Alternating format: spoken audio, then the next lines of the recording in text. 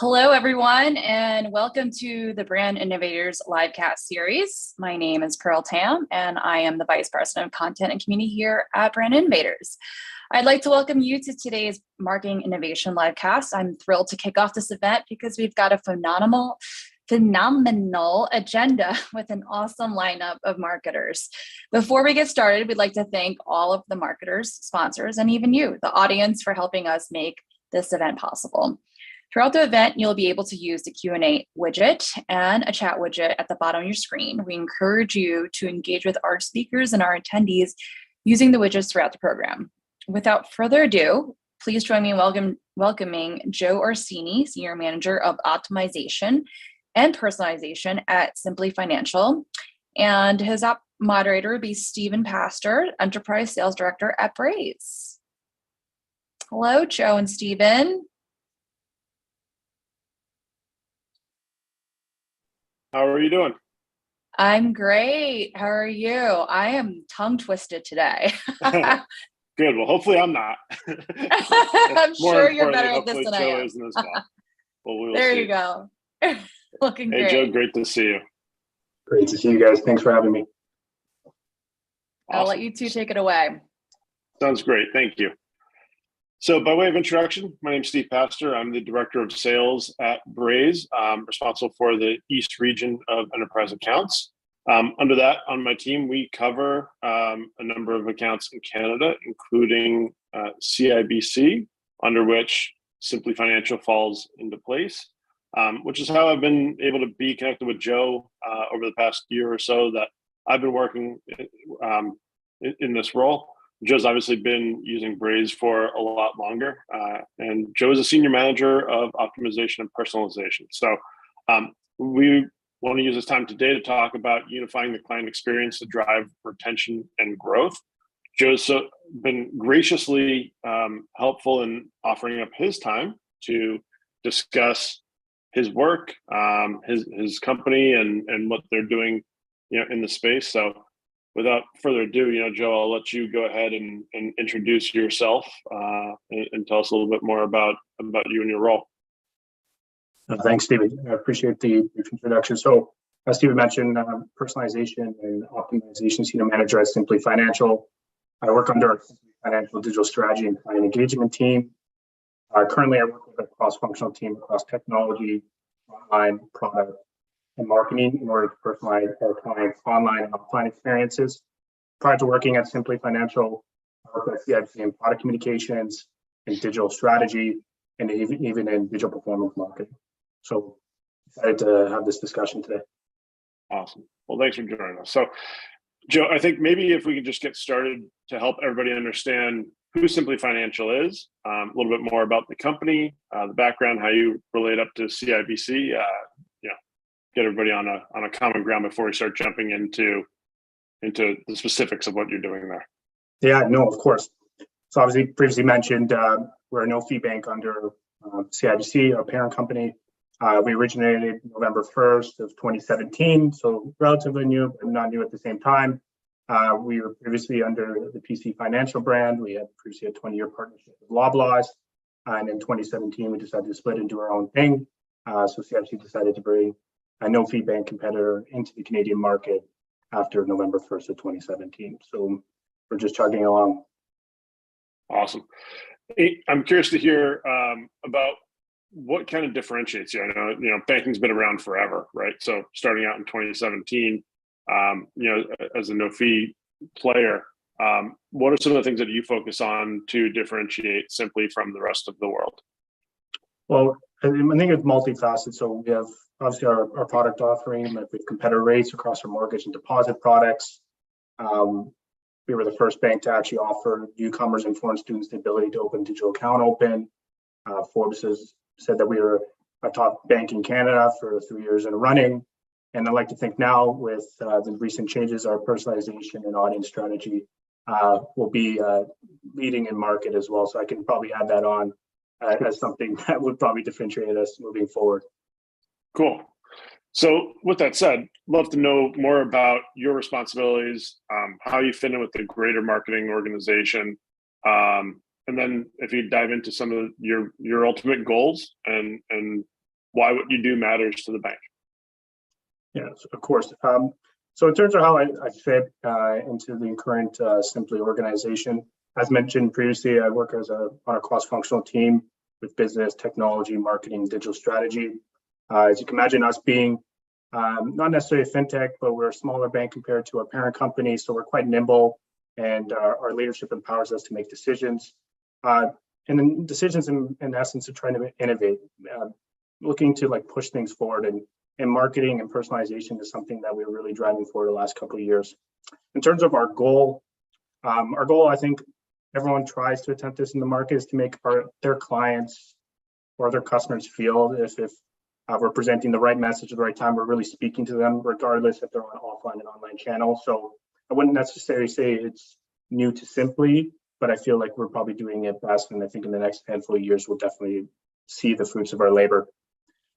My personal responsibilities is developing our personalization roadmap for all of our clientele based on our audience strategy, platform investment, obviously with Braze and across our other partners, developing our experimentation strategy across on-site and direct channels in order to help our product teams develop better messaging structures and even product features or even product constructs.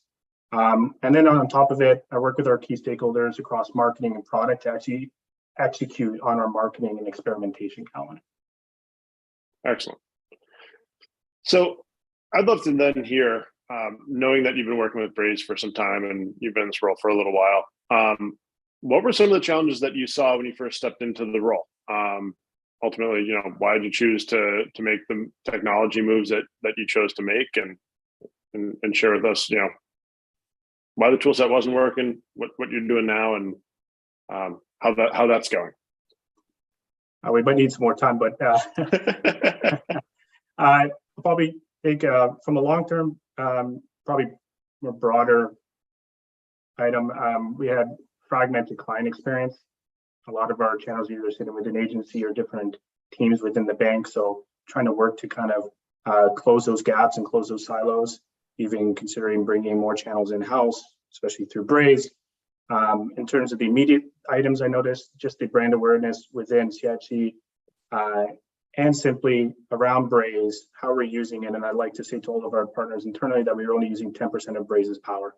Like, how do we get to the rest of the 90%?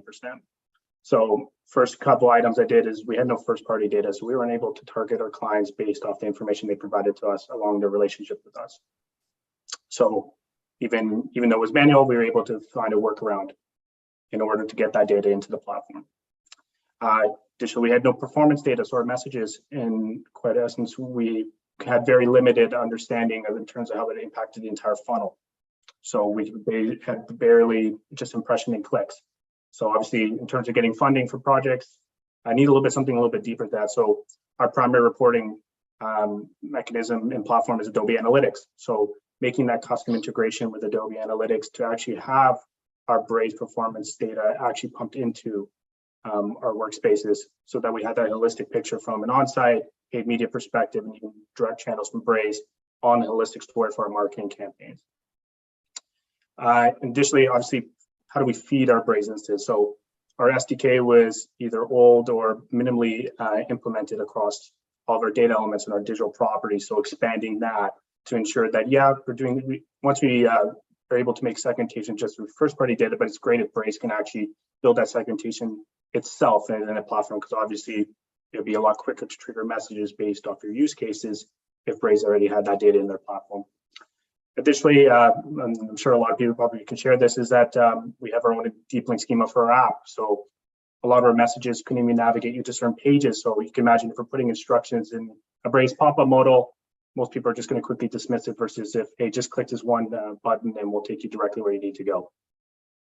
And then additionally, we were very much focused on sending out campaigns, but campaigns are very one and done. How do we introduce Canvas to our leadership and explaining how the benefits of having something sequential and understanding exactly what clients are receiving when they receive it, and almost in essence solving that issue of that fragmented experience I mentioned earlier. Great. I'd love to hear what channels you're using today. I know there's so many different channels. There's always new stuff coming up in social and just the way the world operates. There's always new laws that are taking place, and you work in a very highly regulated industry. We'd love to hear about what channels you're using, and then also maybe some of the regulation concerns that you're facing that and how you've been able to get around them. So obviously, being a longstanding Braze client, we did start with push notifications and app messages across web and our mobile app. Recently expanded this year for web push, content cards, email, and SMS. In terms of the regulatory barriers that we're navigating around, obviously transitioning email in-house just to ensure that we're CASL compliant. And obviously, with the support of our CSM and our TAM, we've been able to navigate that, ensuring that, okay, our Braze user profiles are updating, sending the right data to a cloud source system, and then being able to update our CRM according to clients unsubscribing or resubscribing to our messages. SMS will probably, I would say, has been the more harder thing to navigate, as it's not necessarily something that's used so broadly, especially in the financial sector for marketing purposes. We did have SMS alerts, but obviously completely different than me promoting you a checking account through that. So working through with the support team on that, just to navigate all the regulatory items in terms of opting you in, making sure that you're part of a subscription group, having those keywords on the ready to ensure that if you do want to unsubscribe, or even, quite frankly, I didn't know this was before I opted into it, like if you need help, there's a keyword they need for help, and how do we respond to clients that actually type help to our short and long code, and where do we direct them? And in essence, helping our frontline staff obviously simply doesn't have any brick and mortar. So if they do call into telephone banking, how to train them to have clients, if they do want to unsubscribe, how do they do it, especially if they're in an older demographic, maybe not as used to it, or even necessarily how to even capture, if they wanted to receive messages, how to resubscribe them. So all those little details and being able to respond promptly and making sure that we have like a cohesive product and marketing strategy. Cool. Looking into the immediate term, what you're working on today, would love to know what challenges that you and the business are facing and how you're overcoming those.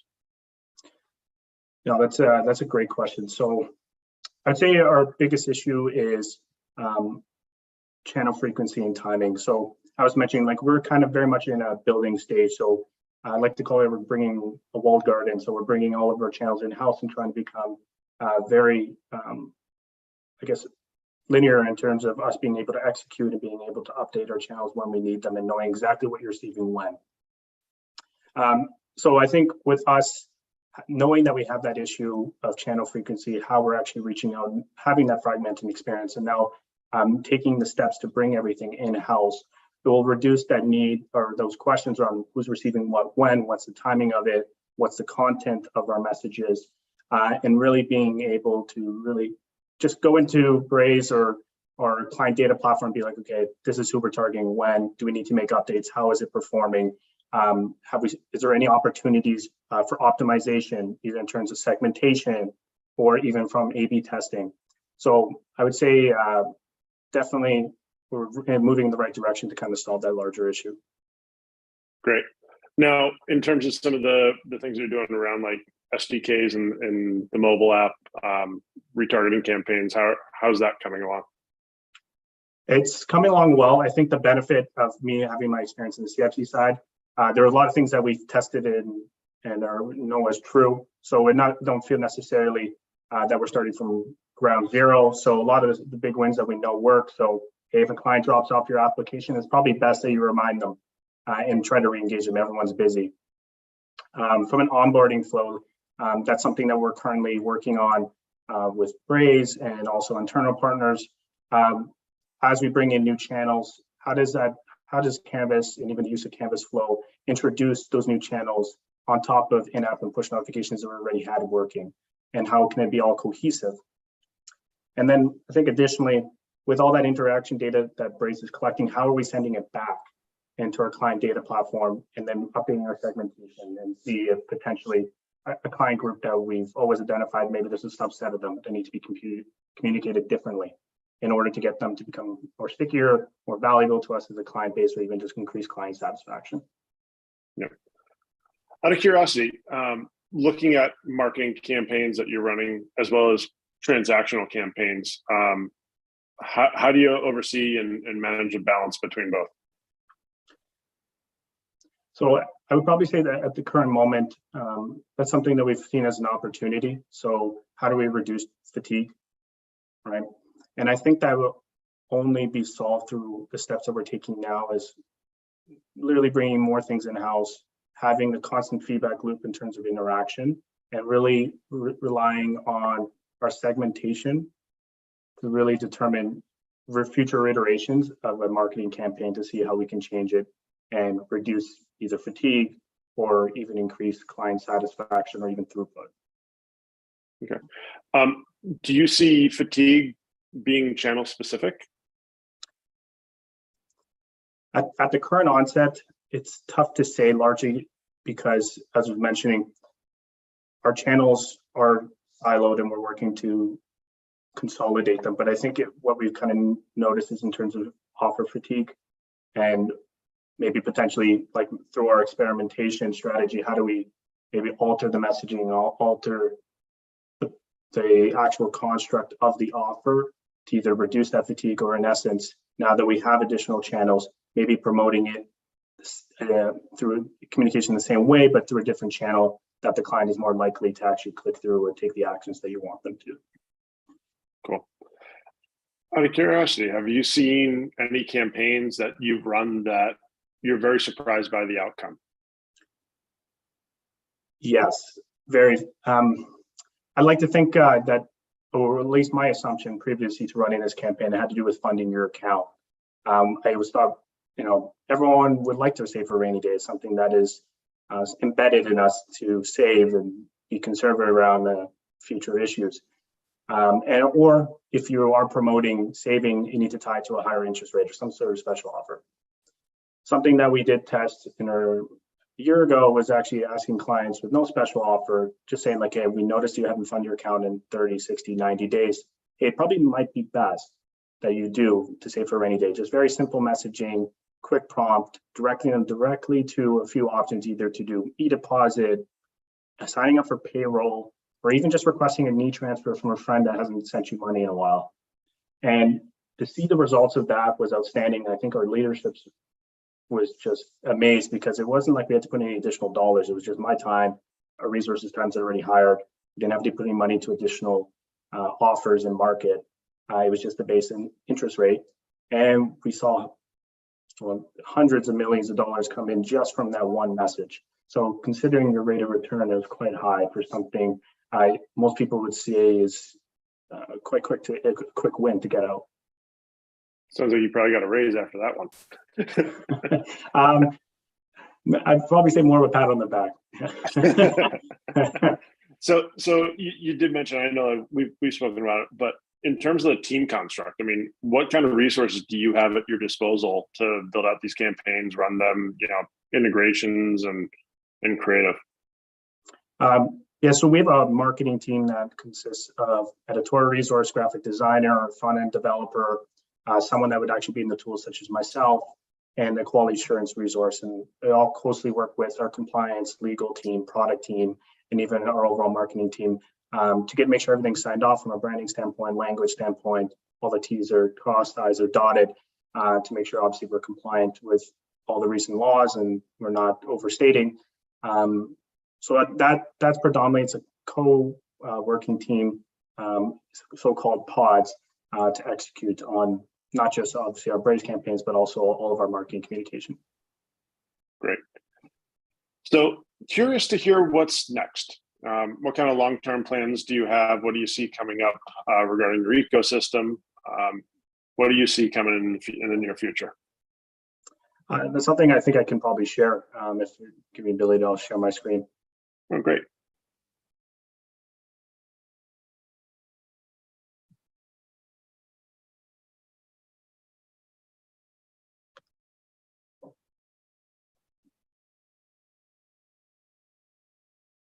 Let me know if you all can see. I can see it good or well. Great.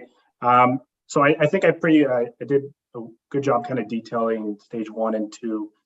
So what's next is what you can see in the stage 3 over here is We spent a lot of time, I mentioned, in bringing more channels in-house, making connections to more real-time data from both a digital perspective of first-party perspective. But now, how do we leverage that segmentation and make connections to our more client-facing and support channels? So either our chatbot provider, or IVR telephone banking system, and even our eCRM, so that if clients do call in, that our frontline staff know exactly who we are and what maybe you've done maybe on site to help answer questions for you and potentially get you moving on your way with a smile. So I would say probably stage 3 is what we're looking to do next. Stage 1 and 2 is something that I mentioned that we've been doing for the past 6 months to a year, and well on our way to kind of enabling this ecosystem that you can see at the bottom.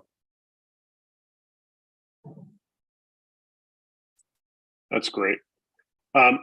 You know, obviously this world moves very, very quickly. I'm curious what you see as some of the biggest changes that come up in your world, and how you plan to overcome those. Probably 2 items. It's probably the cookie deprecation. In essence, it's forcing marketers like myself and our business to rely on more persistent client identifiers and say just your cookie device ID, and being able to really segment properly, and then in essence acting on those audience segmentation, and then being able to cascade it down to your marketing platforms to actually execute. So not just necessarily from a digital platform, but even as I was mentioning, to our support channels. Cool. So that would probably be one, but I feel with us, we were safeguarded doing that. All of our marketing platforms did have a strong cross-reference. We do force authentication. And even when a client is applying for our products, their mobile phone number is spot checked for proper characters. So it does allow us to have like stronger match rates and being able to better identify the client regardless of the cookie deprecation. Yeah. That would be one. And then second, obviously the changing landscape between iOS and Android, and even like a quick thing, Android adopting, say, iOS's approach on push notification opt-in. What's our strategy for that? How do we ensure that we don't reduce our push notification opt-ins? And so just really making sure that you're up to speed with the changing market. Excellent. A lot of people that we speak with always ask us about, you know, getting data into a tool like Braze to be able to use. And here I see, you know, you've got your first party data, you know, that's then running into your CDP. I think the audience would probably be interested to hear more about your decision on CDP, how you leverage it, how you see that playing a role in the rest of the efforts that you have across, you know, obviously paid media, you know, your first party channels, so on and so forth. Yes, of course. So largely it was twofold. I think definitely the driving force was the cookie deprecation, and Adobe CDP was a product that was being offered by Adobe, and we have a long-standing relationship with them. So it was completely natural to kind of navigate towards that. Additionally, knowing that Braze did partner with Adobe to create a native connector to update our user track was a game changer for us, and it helped drive the conversation forward as our business group saying that we need to make the investment from audience manager, more traditional DMP, to an actual CDP platform that would have that cohesive client profile that could then be actioned and cascaded toward all of our marketing endpoints, which you can see on the right side of the diagram here. Excellent. When this is all fully baked, what do you see as, you know, maybe the biggest advantages that you'll have over, you know, say, other competitors in the industry, just given your ecosystem? I think it would be multiple folds here. So as I was kind of mentioning in our stage 1, we went from having data being pumped in manually, and obviously with it coming manually, less frequent. So us making direct connections to our first party data, and obviously our digital behavior data being collected by Adobe and Braze SDK allows us to action on our segmentation quicker, and being able to time messages and even personalization on site or even through our support channels from a frontline perspective, relatively, I want to say real time, but as real time as could possibly be. And then additionally, having that 360 view of the client in terms of all their interaction touch points. So each of these marketing endpoints will be feeding data back into our first party data, enterprise data hubs, and then going back into CDP, or in essence, we'll make the connection directly to our Adobe CDP to then action on segmentation off of, or more refined segmentation off of. And I think additionally as well, you mentioned channel fatigue. So something that we've been talking to our leadership around is not everyone receiving the same communication, but receiving the right channel at the right time and the right message, depending on who you are as a client and how you interact with us through either direct means or through digital means. Excellent. And out of curiosity, I mean, you mentioned earlier on, you don't have brick and mortar. I'd love to know some of the places that you see that being an advantage, but also where is a disadvantage and how you overcome that. I mean, the ability to walk into a brick and mortar and ask a question and get that help obviously means that you need to self-serve more. I'd love to hear a little bit more about some of those things. You know, I see in here, you know, using all of this data together, but yeah, client support channels is one of these key components. To me, that is something that is kind of unique to your business compared to the traditional bank. So I'd love to learn more about that. I think from a positive standpoint, it makes us more nimble. And I do feel like we know our clients better. And you're probably wondering why. I think how many times have you actually gone, say, into a branch and talked to someone? Largely, if you look at your branch, some people are just doing these quick bankings, going into ATM, and they're still interacting with a more digital means, even though they might be in the branch themselves, physically wise. In terms of what it does in terms of complexity is exactly what we're referencing here. We need to be able to maybe not necessarily have that face-to-face conversation with you, but how do we have that digital or telephone or chat with you? And how do we take that information providing us in terms of your needs and wants? And even if it's just more just interaction over a website, how do we take those needs and wants and be able to determine your next best step?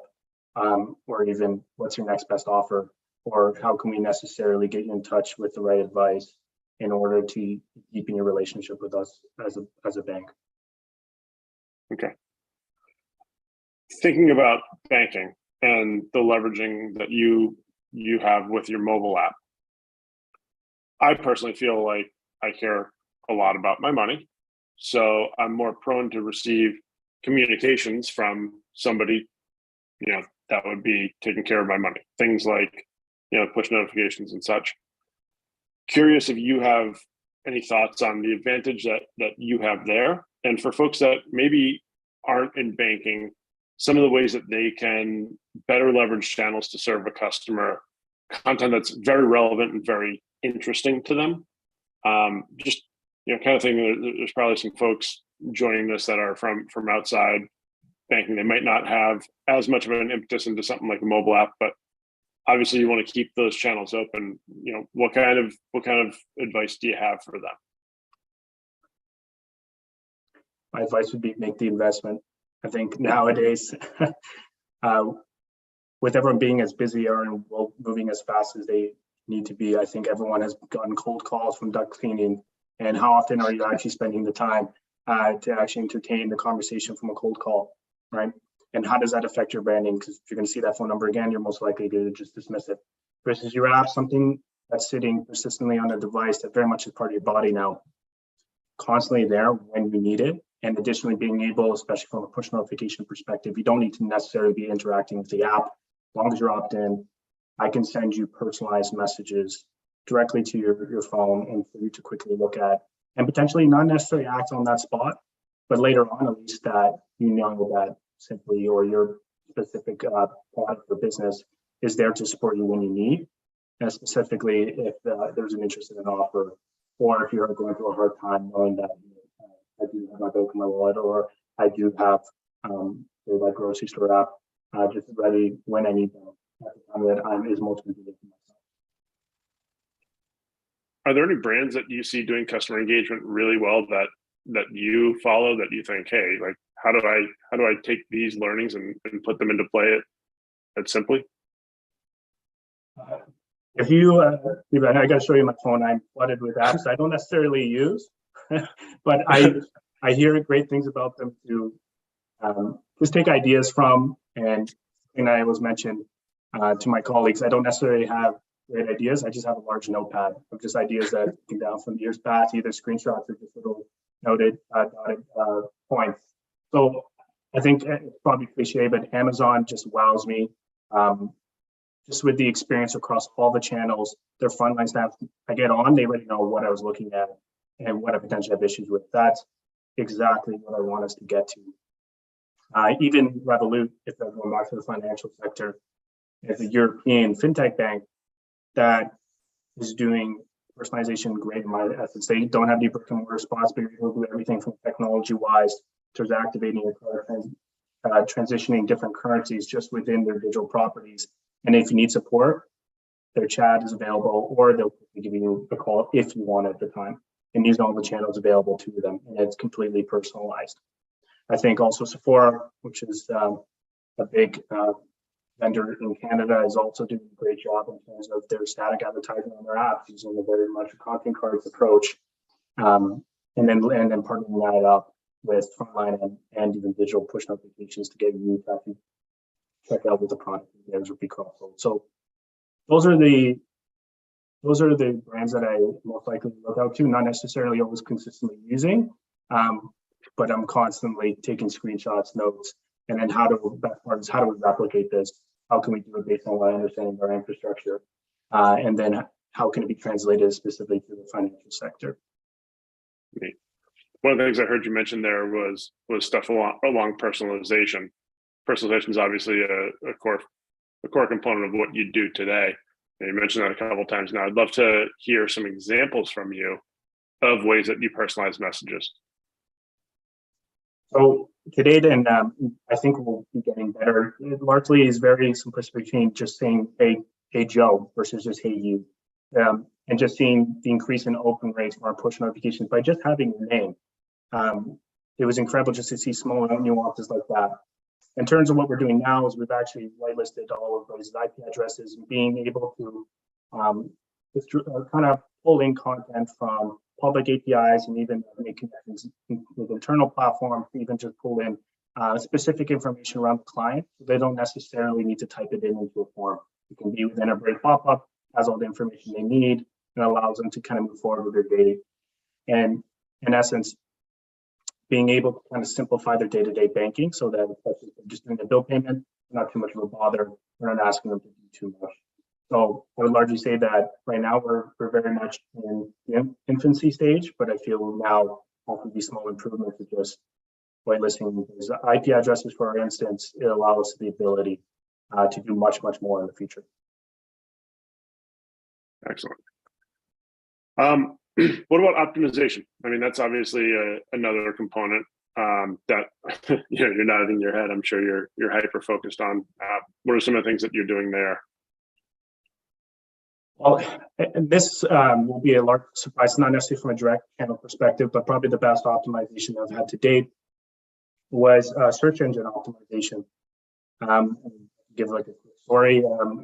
As we have standalone pages, product pages or offer pages that we have where if a client actually receives one of our direct communications, they land on explains the offer in more detail. Something that we noticed is that these pages had very much a duplicate header name. So with Google, because we were doing things really quickly, Google, they thought that the 5 pages were one. So in essence, it already thought that it was promoting all those pages, but it was only promoting one of them. So just very small optimization of actually making each of those pages headers unique. So Google could actually find them and be like, oh, these are all different, not the same. Increased our conversion by 200%. Something really small like that is not incredibly fancy, but I always tell marketers, maybe it's better to check the small things before trying to expand to the bigger things, because the small things ultimately might have a bigger impact. The smaller things might have a bigger impact than the bigger things that you're thinking in your head. So that would probably be my best optimization to date. I'm not sure, Stephen, if I have time for a second one. Yeah, sure. I think you do. I don't. Pearl, are we open this up for Q&A?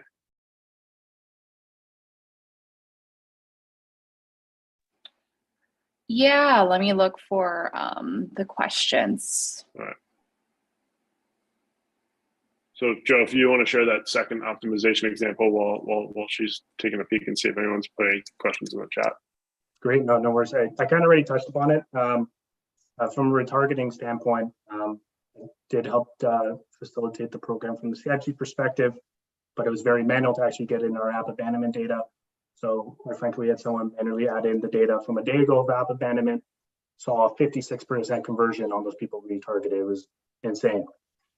Then timing it to a week later, it was 4%. So wow. If you think about it, if personalization, everyone uses a buzzword, but personalization in terms of timing is incredibly important, being contextual. You barely remember what you had breakfast 2 days ago. You're not going to remember if you applied for a banking product a week ago. So again, that's why we made the investment, expanding the Braze SDK, getting more segmentation data in real time to our Braze platform and our other endpoints to be able to action when you do make that abandonment step. I would say on the second best optimization. Do you do personalization based on channel preference as well? Well, we do, but I don't think we're as developed as we can be. And I think with us having that feedback loop of interaction data and having more channels in-house now, will actually allow our audience team to actually build segmentation and say, hey, these types of clients actually are more likely to open a push notification versus an email. So why are we sending them an email? So I'm hoping next year, if I do get invited again, I'll have some more success stories on how that actually ended up working out. Awesome. Pearl, I'll pause and see if you've got any cute questions that anyone submitted. No, but I actually dug up a fun quote in Joe's bio, a quote to live by, and I feel like I need to read it because it's so relevant. It goes, "It is not the critic who counts, but the competitor who strives valiantly, who errs, who comes short again and again, because there is no effort without error and shortcomings, but who does actually drives to do the deeds, who at the best knows in the end the triumph of high achievement, and who at the worst, if he fails, at least failed while daring greatly." Stephen, do you know who said this? I don't, and I feel like I should know from my time with Joe. It's Theodore Roosevelt. It's amazing. I do appreciate that for sure. Pearl, I do see a question that did come in. If you had to choose one channel to exclusively market to your customers, which would it be and why?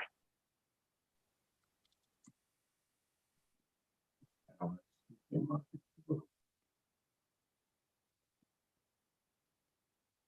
might sound like a cop-out, but I don't necessarily think there's one channel that you can market towards the client. I think that the client changes over time. So if they're more likely to open push notifications when they're 18 to 25, but 26 to 30, they're opening their Outlook email more frequently. Why would I consistently keep sending them a push notification if they, as a client or as a user, have changed in terms of their behavior?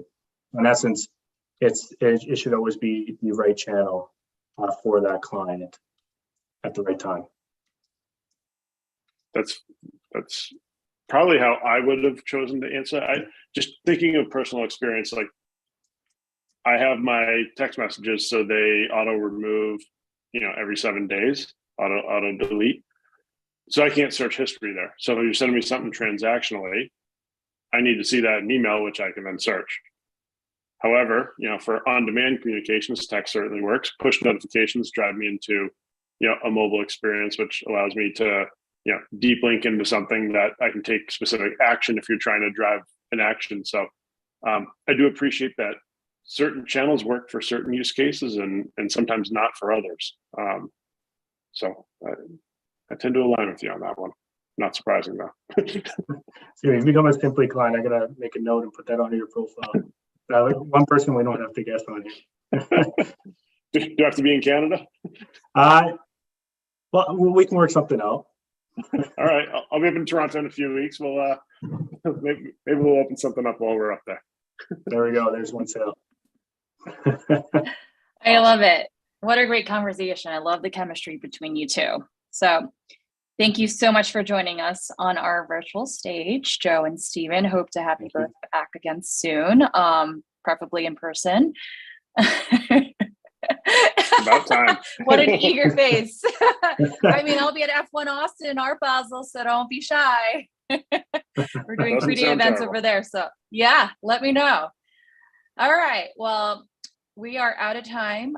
So we're bringing on our next speakers to the stage. Next up, we have Wealthy Desai, Assistant Vice President of Content Strategy and Merchandising at AT&T. And his moderator will be Skip Wilson, Vice President of Brand at Shutterstock. Hello, Skip. Hi, Were you Pearl. at Cannes? Were you at Cannes? I loved your activation there. I sadly was in a brand innovation workshop of my own, but the team went and represented well. So thank you. Good. Hi, Wealthy. Hello. Looks like you're both ready, so I'll let you take it away and I'll be back in about 40 minutes. All right. Thank you so much, Pearl. And hi, I got a brief introduction here, so let's get started. Hello and welcome to Brand Innovators Livecast, where we talk all things marketing innovation and we strive to think outside of the box. I am Skip Wilson, as Pearl mentioned. I'm Vice President of Brand at Shutterstock. We are the creative platform of choice for folks looking to tell their best story. And I'll be moderating a fireside chat today with Wealthy Desai, Assistant Vice President of Content Strategy and Experimentation at AT&T. Wealthy is a self-described technology fanatic and an e-commerce expert. His main goal is to fuel innovation, ideation, and test strategies through creative design. He has a rich background in development, analytics, sales and marketing, chat, call center operations, and product development. He also is a film and TV buff and drops quotes from movies from Seinfeld into a conversation frequently. So hopefully, Wealthy, you can give us some of those I was in the pool comments a little bit later on. So we're helping to hear some Kramerisms today.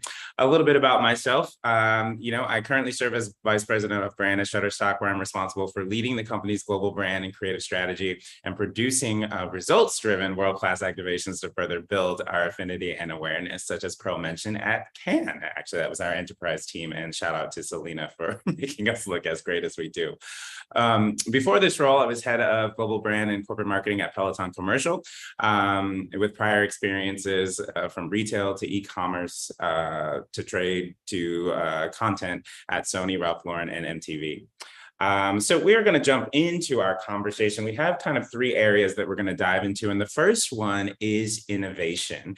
And obviously, looking at someone from AT&T and in content strategy, I want to get Wealthy your thoughts on innovation. It has become a buzzword and maybe a bit of a cliche as we all drop into our marketing messages. How do you define innovation?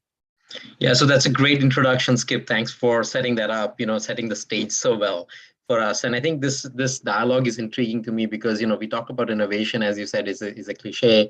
But I mean, at the heart of it, I believe in innovation as problem solving, right? We see an opportunity. It could be small, it could be big. And not every day we see inventions like iPhone come to life and say, okay, we're going to change the whole world. I think at the heart of this, as I have kind of progress through my career, every opportunity I've seen is in terms of problem solving, whether it be a software code or a design problem, and AT&T with the size of the organization and the amount of traffic we get, what we have seen is a small change or small opportunity that we move the needle on has a pretty significant impact in our bottom line numbers, and that's what is the best part of my job. With some of the things that I've done in the past, coming from an engineering background and, working in analytics and now into design, I think the impact of design at the top of the funnel and impact of that, small change it has on the numbers and the bottom line is just fascinating. So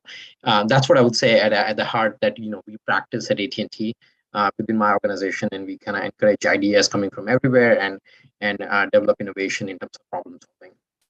Yeah, I think that's a very interesting response, because a lot of times, we as brand people, we think of innovation of having to be this big idea, right? This big concept. And it sounds like you really take an iterative, strategic approach toward building that innovation into how you develop and go to market.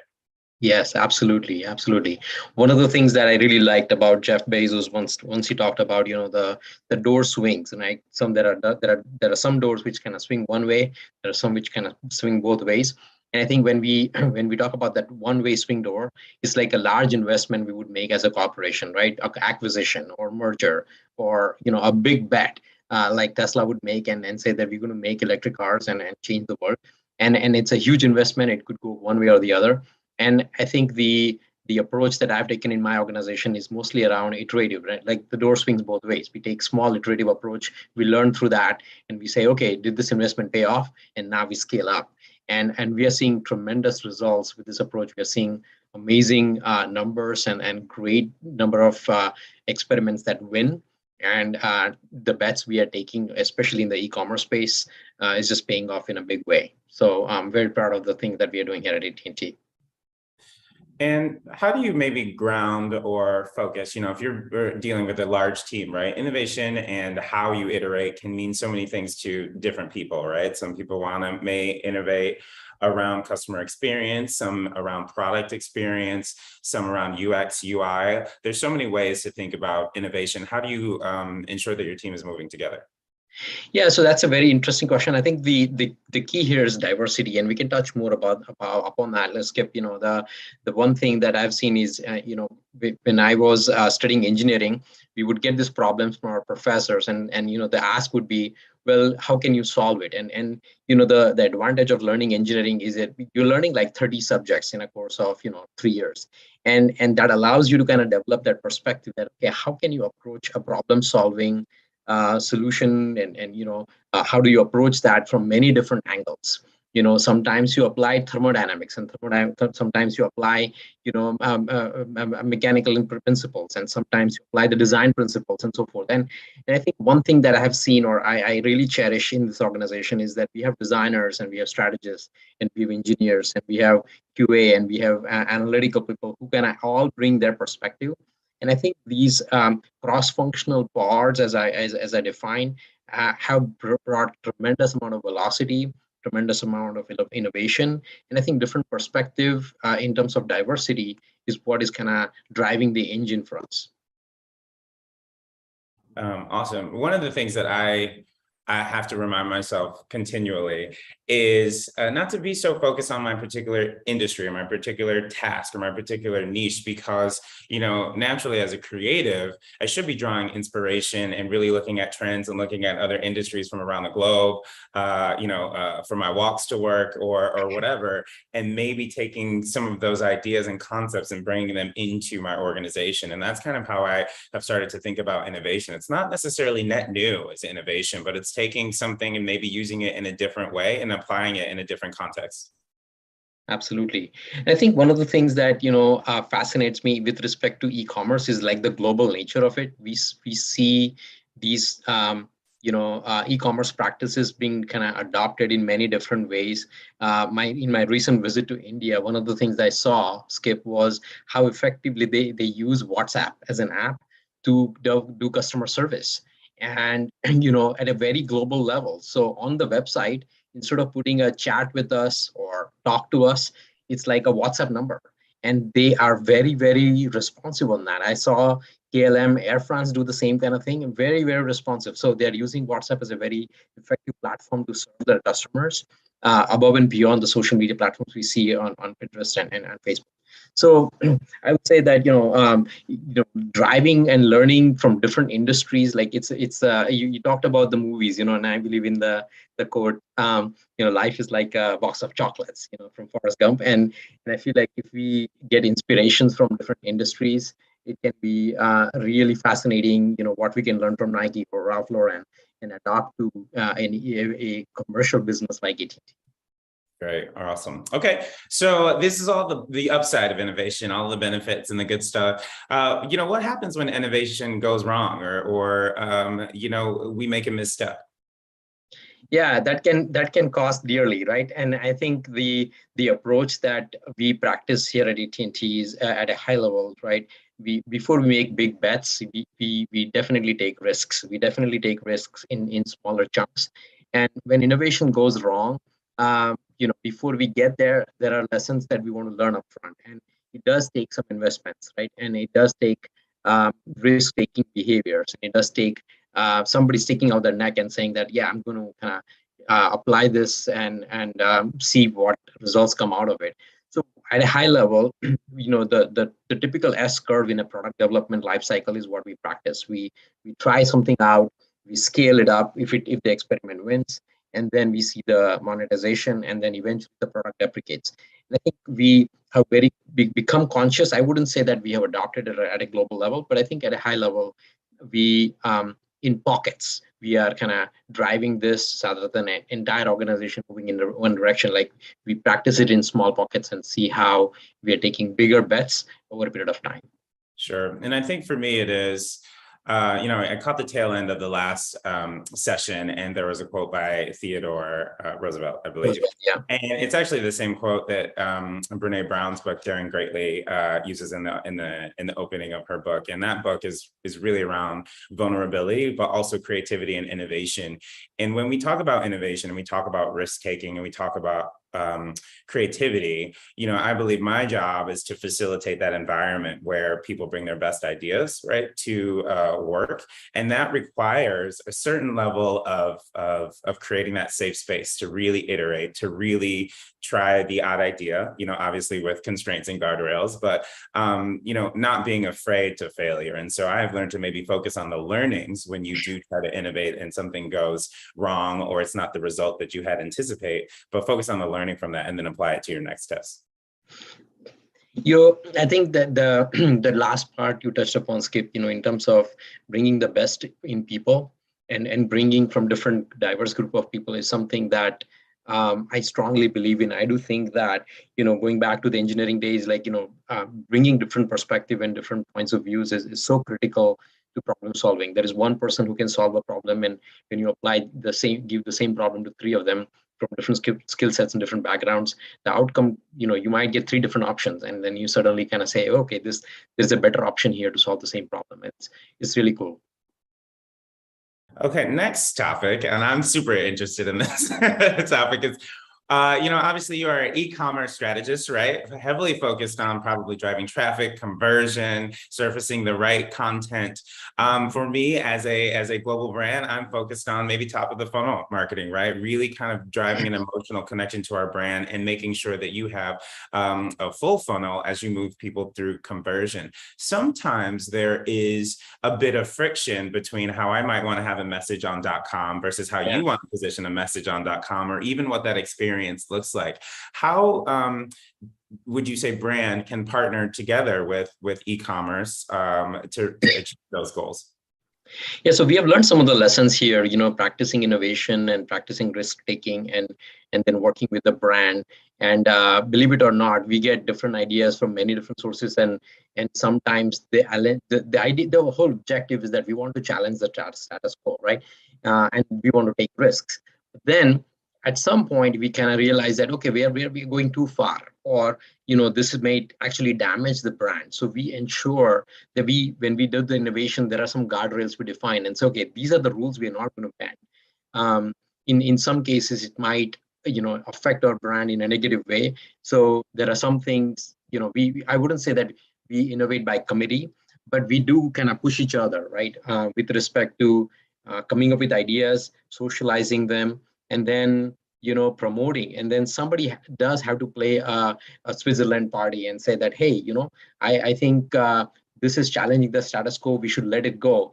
And the exposure is so little, right? So the whole idea of A/B testing or multivariate testing is that we're exposing an idea to a small group of customers, and it doesn't have to be always exposing to launching an idea and exposing it to the wide base of customers. We can do usability testing. There are green room testing that we do, and then we allow a new experience to be exposed to a specific group of customers.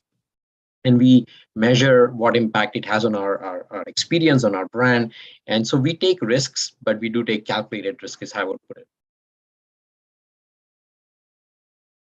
All right, went on mute there. What are some, I guess, in your opinion, and I'm always curious to get this insight from others outside my particular discipline, but what are some characteristics of successful brands? What does that look like for you?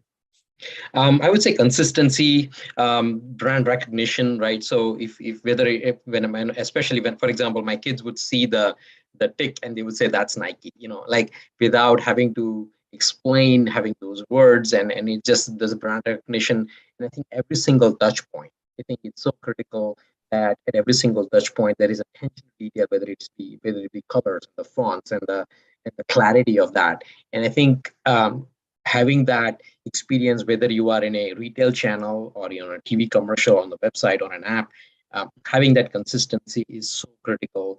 And then we have, as we sometimes when we work on rebranding projects, we realize that that whole change period is so long that it might actually negatively impact, and we go through reorgs or organizational changes and so forth. So it is important that when we do that, we do that in a calculated manner. We test it up front and then do it quickly so that it's not it doesn't put us in a limbo state too long. Great.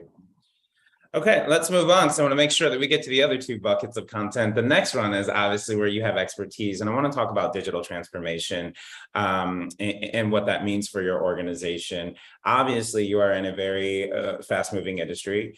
Technology moves really fast, and you need to iterate almost on the fly. How do you navigate the speed of change with digital transformation? So, with digital transformation, the analogy we use is like, trying to fly the plane and rebuild the plane at the same time. Yeah. So, kind of have to rip out the engine and put a new engine and put a new paint and new seats and all of it. And I think one of the lessons we have learned is, it has to start with people first, and then, tools and processes follow. So people, processes, and tools, you got to work on all the three aspects. But I think the cultural buy-in is the number one thing, like getting people energized that, hey, in this job, when you're coming into this organization, you're going to do two jobs. You're going to hit our quarterly numbers or monthly objectives, and we are going to work on transformation initiatives as well. Are you ready for that? And some people will say, nope, this is not for me. I'm not there. This is not for me. And that's fine. But having that upfront dialogue and being honest. So every single person that we have hired in the last 3 years, right, we're working on this digital transformation, we've been very upfront. And I think our hiring process has evolved quite a bit with respect to, me interviewing and my peers interviewing, and we kind of have a panel. And then all of us kind of provide that perspective that when you come in, you may be working with this particular supervisor, but you are accountable to a lot of peer teams. And Sure. then you are kind of part of a larger ecosystem, and your role is going to be important and is going to impact a lot of jobs.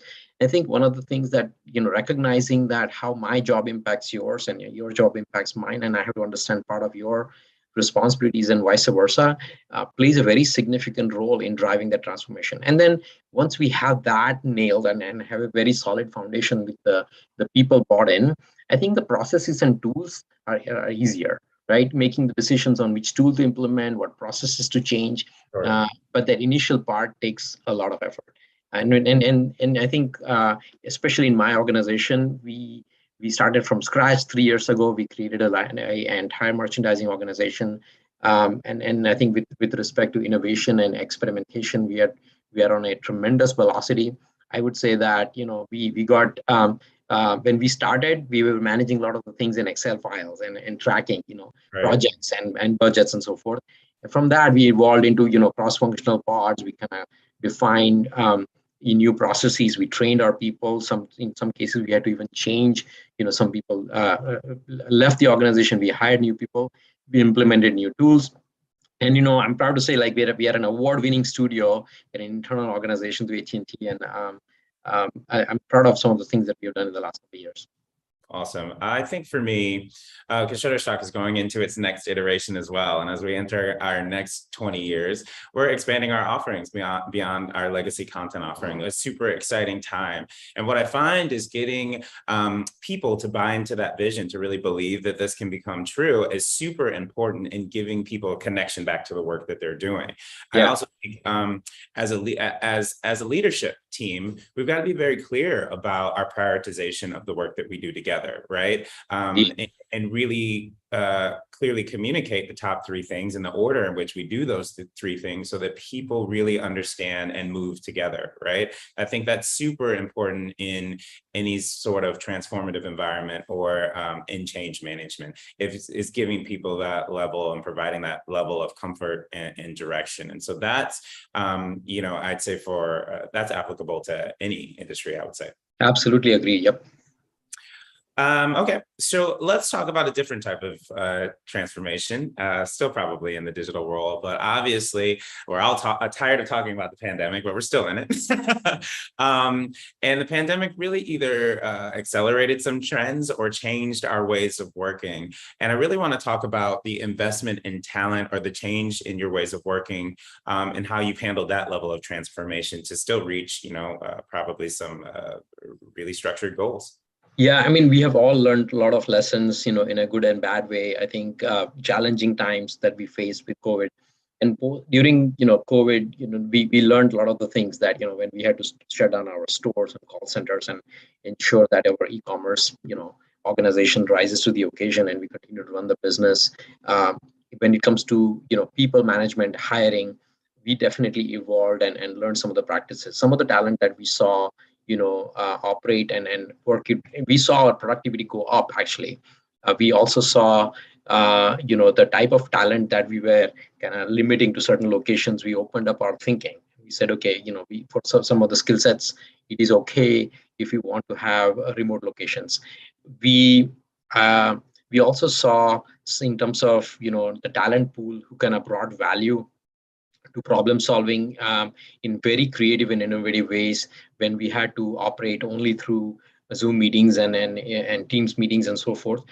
I wouldn't say that it always works. Yeah, the in-person dialogues are super critical, and I think post-COVID we are kind of getting back to a hybrid model. But I think we can achieve the best of both worlds if we can see what are the things which are required, what are the key roles and responsibilities which are required in person, how do we problem solve with creative talent across border lines and across nations. Because in my team, we have people who are in Israel and people in India and people in the US. And I think the time zone advantage has allowed us to run a 24/7 more effective operation. We have been able Absolutely. to acquire talent in a lot of these locations, and it has been awesome. Yeah, I 100% agree.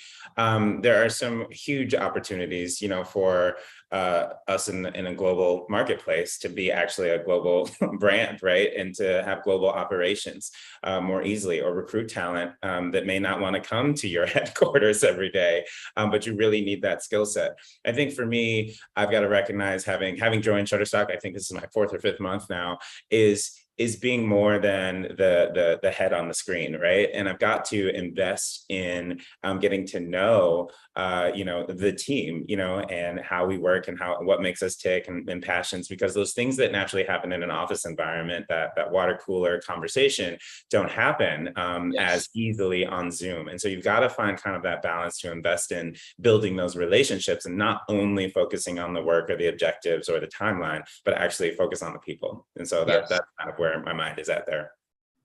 Absolutely. All right, let's move on to our next topic. And we're going to be talking about diversity, equity, inclusion, and belonging, but not necessarily in the way of recruiting a diverse workforce. I think we all understand that having more opinions, more shades, more perspectives, more experiences in our teams is of value. But I'm talking to a leader within the technology space, Mr. Wealthy, and I want to talk about maybe what are some of the ethical dilemmas with what you see in your technology space when it comes to diversity, equity, inclusion. So one of the most fascinating things I noticed, I saw when we went completely remote, working with, Zoom meetings and such, is that you touched upon, Skip, the water cooler chart and building those relationships and so forth. And I think when it came to us completely working on remote for more than a year, one of the most fascinating things I noticed was the personalities within the teams who were introverts. And I would have like a water cooler meeting every couple of weeks. And I suddenly saw like a large level of participation, much larger than I had ever seen before, in terms of the level of comfort people were in. And I think you talked about ethical dilemma. I don't know about if it is a dilemma or just a recognition that, hey, there are people from diverse backgrounds and they have points of views. And I think when it came to going back to the innovation and experimentation, we saw some amazing ideas coming from a very diverse group of people that otherwise would have been suppressed, Right. if we had not faced some of these things. So maybe it was a blessing in disguise, that we saw a diverse group of people, and this remote working actually sparked. So I was kind of, fascinated by that. Sure. I 100% agree with that point. And it's something that is recognizable is that, in having a remote workforce, there's a comfort, the environmental comfort for our introverts to to speak up. And a lot of who we would classify as introverts hold a lot of knowledge and insight. We just got to figure out a path to kind of harness that. And so when you're working, at home at your kitchen table, it's a safe space for you to kind of, more comfortably speak up and share that idea that you might not do in a conference room. So I 100% agree that, it's not just about diversity and skin tone, but maybe diversity and location, right? That can really yield some results. So that's an interesting perspective on diversity and what we kind of define as diversity. What are some of the things that you practice to bring a diverse set of ideas to drive experimentation and growth? So one of the things I touched upon the fact that we have team members in different time zones in different countries as well. I wouldn't say that we have kind of nailed it or figured it out, but I think we are on a journey. And one of the things that we have practiced is encouraging ideas from different teams and different cohorts. It doesn't always have to be an idea that we want to bring in front of the customers and on AT&T.com or something like that. Sure. It can be a very simple process change, which is completely internal. But it makes a difference to our day-to-day lives. If something that we run AT&T.com, which requires a daily release, and we touch something on a day-to-day basis, and that means somebody is working that on a day-to-day basis, and if he or she is facing a problem, if another person notices and able to figure out how he can make her job easier, I think that is innovation.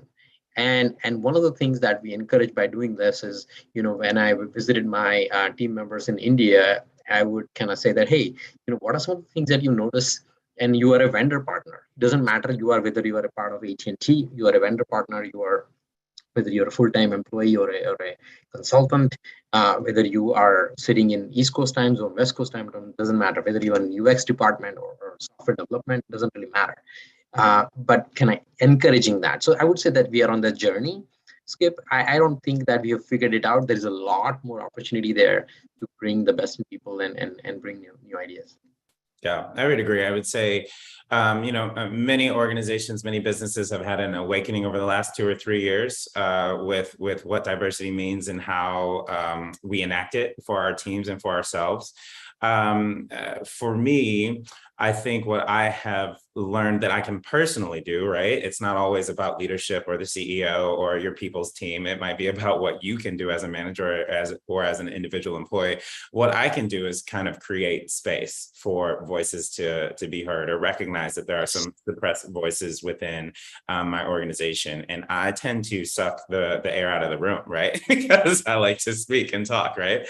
But I've got to recognize that, in me sitting back and being silent, and also making way for some of those voices to be heard, you get better ideas and you learn more about people. And there's a leadership development quality in not being first to speak.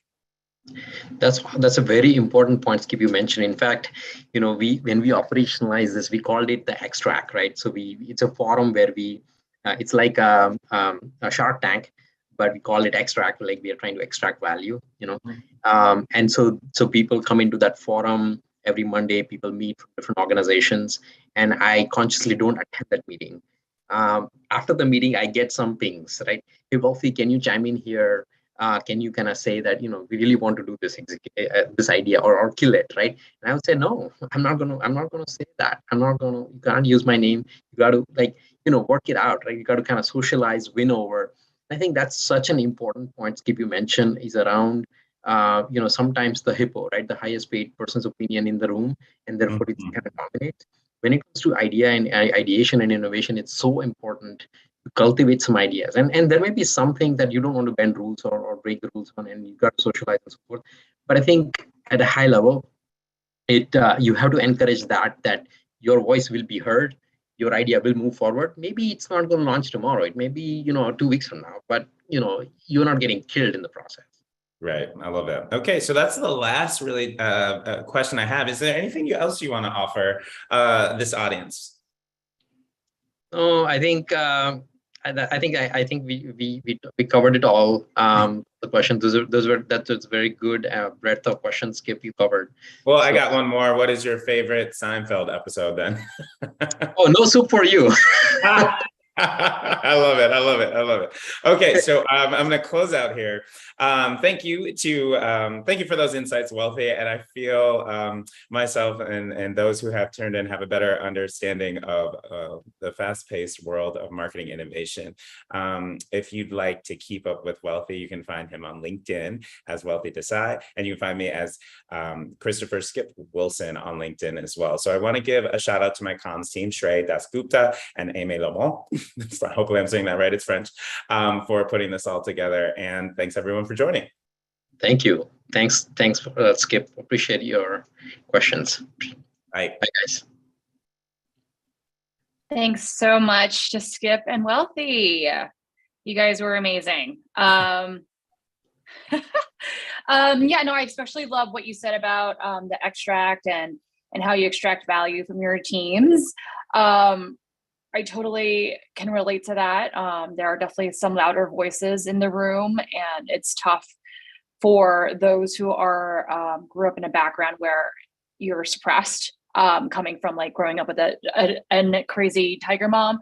It's meant to,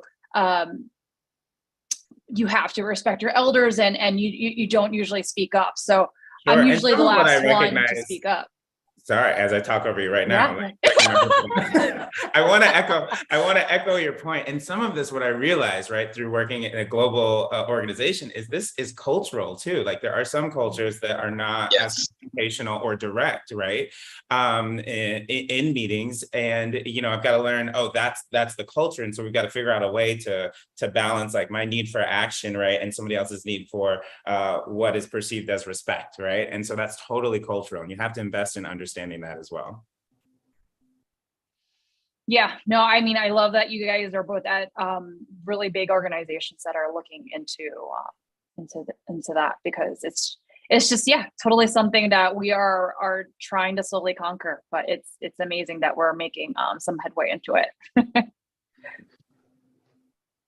Well, thanks so much to Wealthy and Skip for joining our stage. Hope to see you both again soon.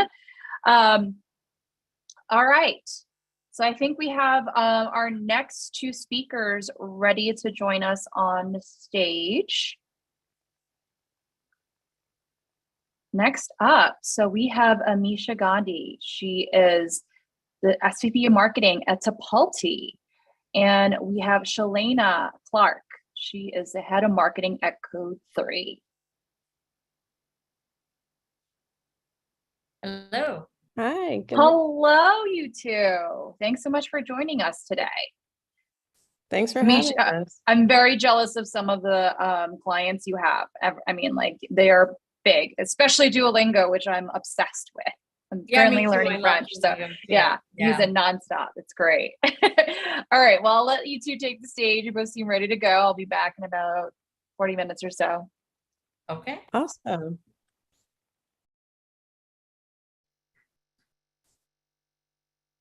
Well, hi, Misha. Hello. Definitely just as jealous as Pearl is of all the people you guys get to work with. But I have a lot of questions because you guys are doing really groundbreaking work and growing at what seems to be a breakneck pace.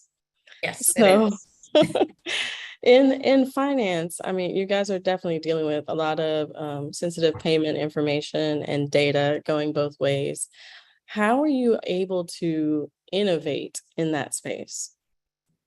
On our product side is, more about, we have some AI, we've brought in some AI. We also co-innovate with our customers, but it's really about where we're taking finance and finance operations, right? So we do back end, which is payments and all payables, so all payouts, right? So if you're trying to pay with an invoice, that's AP, accounts payable, known in finance, right? So we do that.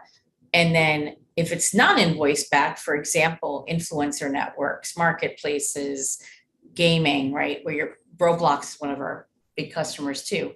Yes. Twitter, Twitch, right? So how do you want to pay everybody? You could be paying somebody a few dollars and somebody could be making thousands and thousands, right? And it's anywhere in the world, right? So that's a different, and you don't have an invoice, it's not invoice backed, right? So we're payment and we're almost baked into some platforms. So that's also, requires a lot of, like you said, security, a lot of compliance, right? So being on top of compliance, being on top of security, being on top of, how these payments go out, rules change or all laws change, right? So really being on top of those things so that we can deliver, right, best in class experience to both the, the companies that we serve, and then the experience that everybody has getting paid by Tipalti is really important. So how do we make that experience seamless? By following compliance, it's finance, right? So, and there's a lot of finance regulation. So we have a money license to transfer, right? So not a lot of our competitors do. So just being on top of that, being very compliant is really important to us. And then innovating and making sure that experience, so we're always innovating that experience and keeping up with all the different payment methods that there are, right? Testing out new things. And it seems to be very impressive. Like I said, you guys work with a roster that most companies drool after.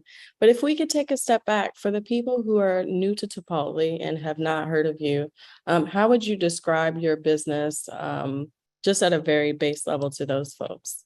So we're a global payables automation company. We after, like I said, non-invoice backed and invoice backed payments. We also do PO management. So we're really leaning into finance operations. And Very so, on that one side, and then when we work with folks like gaming, gaming industry marketplaces, we also work with IT and heads of product because they want to bake the payments into their product. That's a very important point, because I imagine you guys, from a marketing standpoint, have a lot of different audiences to speak to about something that's already B2B, which adds its own challenges, but is a very complex technical offering. So what are some of the ways you have been able to help diversify those messages and really innovate in the ways you reach those people? So it's really about looking at our personas and really saying, okay, maybe our main persona is finance, but we also, for the non-invoice backed payments, right, have different personas that we are targeting. So really, one of the examples I can give, we launched a creator economy campaign this year, right, in Q2, and it really speaks to, we chose gaming marketplaces and influencer networks, right, or in music, right? So that, looking at those specific industries, the language is very different in how things are addressed. So, that's something that needs to happen, right? Like speaking the language of the person you're targeting. And then, that was one, campaign that we did. We had interactive assets, and with the social that we did, and also the drips that, email drips that we did, everything spoke to each of those audiences in a very specific manner and addressing their specific pain points. They're similar, but they might call them different things, right? So really making sure you have that in place, and then offering something that's unique to check out, or, something to do, because it is a different types of persona. And then looking over, in Q1, we did kind of a future finance, or, finance, and we've changed that campaign now into finance efficiencies, because of where, people are thinking about budgets, and finance is the first place where they have to take a look at everything and make sure that the companies, how do you create a sustainable growth model for your business, right? And so working and changing our campaign now to really speak to that is really important. So being able to understand market conditions speak the language when you're targeting your persona is really, really important in all the different steps that you have, not just in that campaign. Think about the surround sound. So that's digital nurture, that's social, that's, you know, all your content syndication. Think of all the outbound and inbound, all the events you're going to, right? So making sure it's synergized. So when somebody is looking at your company or they come to you, it's very similar messaging. And that's what you need, right? And then you can engage that person with something that really speaks to them versus, oh, I'm being marketed to, right? Oh, So that's absolutely. a really fine line we always walk, right? What is the right time in the buyer journey? Say, okay, now is the time you want a phone call, right? So that without turning everybody off. Yeah. It seems like personalization seems to be a big part of the strategy. And I've been reading a lot about personalization, how people want to be addressed, when they want to be able to make those purchasing decisions, and when they're still too high up in the funnel to even go there with. What are some of the predictions you have for the finance personalization that will be available, you know, in the next 3 to 5 years? I think that we have to look at the buyer journey. It's changed quite a lot and it keeps changing. You know, cookieless is going to come in 2 years, right? So we really have to think about what is the offers that we're making and even be more altruistic in our offers and say, we need to educate our audience on something that they need to know. They're all dealing with a struggle. What is the struggle? And your answer can't just be, oh, it's our solution. It should be based on bringing in third-party experts, influencers, and almost like you're gathering a community. And when people come to you, they get access to that community, that content, that information, or even talking to those folks, right? And our videos, right? So have many different ways of communicating this and engaging folks, but it should be very targeted, right? And as we think about it, it's, you know, you can't hit somebody with the same exact message over and over and over again. You really need to think about what are the different messages in your, in the types of companies. So is it by industry? Is it by company size in finance? There's different pain points as companies grow bigger, right? So really realizing where you need to take the personalization and test it out with your audience. I think testing is something that, you know, we don't do enough of. So I think investing in a good CRO strategy for your website, for your PPC page is really important. Thinking about your entire buyer journey and what the touch points are, what are the wow moments along that journey, and figuring out when is the right levers to turn people on. Also test what piece of content, which content is working well in what part of the buyer journey. So doing that analysis, taking a look at it, and then it's almost like having a dashboard, right? And creating, that's what we're working on, right? Is creating that buyer journey, looking at it piece by piece, and then analyzing what works, what doesn't, what works better together in a journey. And then when you have that, then you can know what the next step is to do, right? And then don't forget creativity. I think we are really thinking a lot about data and analysis. Third thing is look at, you know, don't forget we are marketers. We like storytelling. The art of storytelling is not dead. It's there, really find it. But again, make it based on what your audience really needs. Talk to the people in your audience. That's why I think bringing in influencers and third-party experts to help you do that is really important, because then people feel like they're getting access to information or someone that they wouldn't normally have access to. I agree with that. That's important, right? I agree with that. You're essentially putting the keys in the end user's hands to tell you how they want to interact with you versus you determining what all of those interactions will look like and what they'll be. Now, you did allude earlier to, I think, what is on a lot of marketers' minds, and it is, okay, what are we in for in the second half of the year? What changes might we need to make? What might we need to fine tune? I've definitely been getting this question from a lot of our partners where they're saying, you know, what are your clients coming to you and saying? And I always say that because we are performance media, we're really always in a position where we have to prove what we're doing is working. It's all low funnel activity anyway. So we always have to prove or tie it back to, if you're giving us $1, we're giving you 3 back. So we're in a unique position to be able to be okay through any of the uncertainty, because it's really hard to make a cut when you know you're getting this many dollars back for every dollar you invest. But How would you say your media mix is evolving as we head into the second half? I think you cut out for me for a second. You just think, where do you think we're going in the second half with everything going on? Right? How do you think the media mix is evolving based on any economic uncertainty going into the second half? So I really think that, we've already all gone through the exercise of where we need to tighten up and where we are finding efficiencies. I think looking at your ROI and what channels are working and why, and what is driving for you, really what opportunities is really driving for your business is what you should be looking at. And then double down on the things that are really working, and then allow at least 5% or 5 to 10%, depending on what is allowed, right? What you have for testing and for experimenting, because you'll need that going into 2023.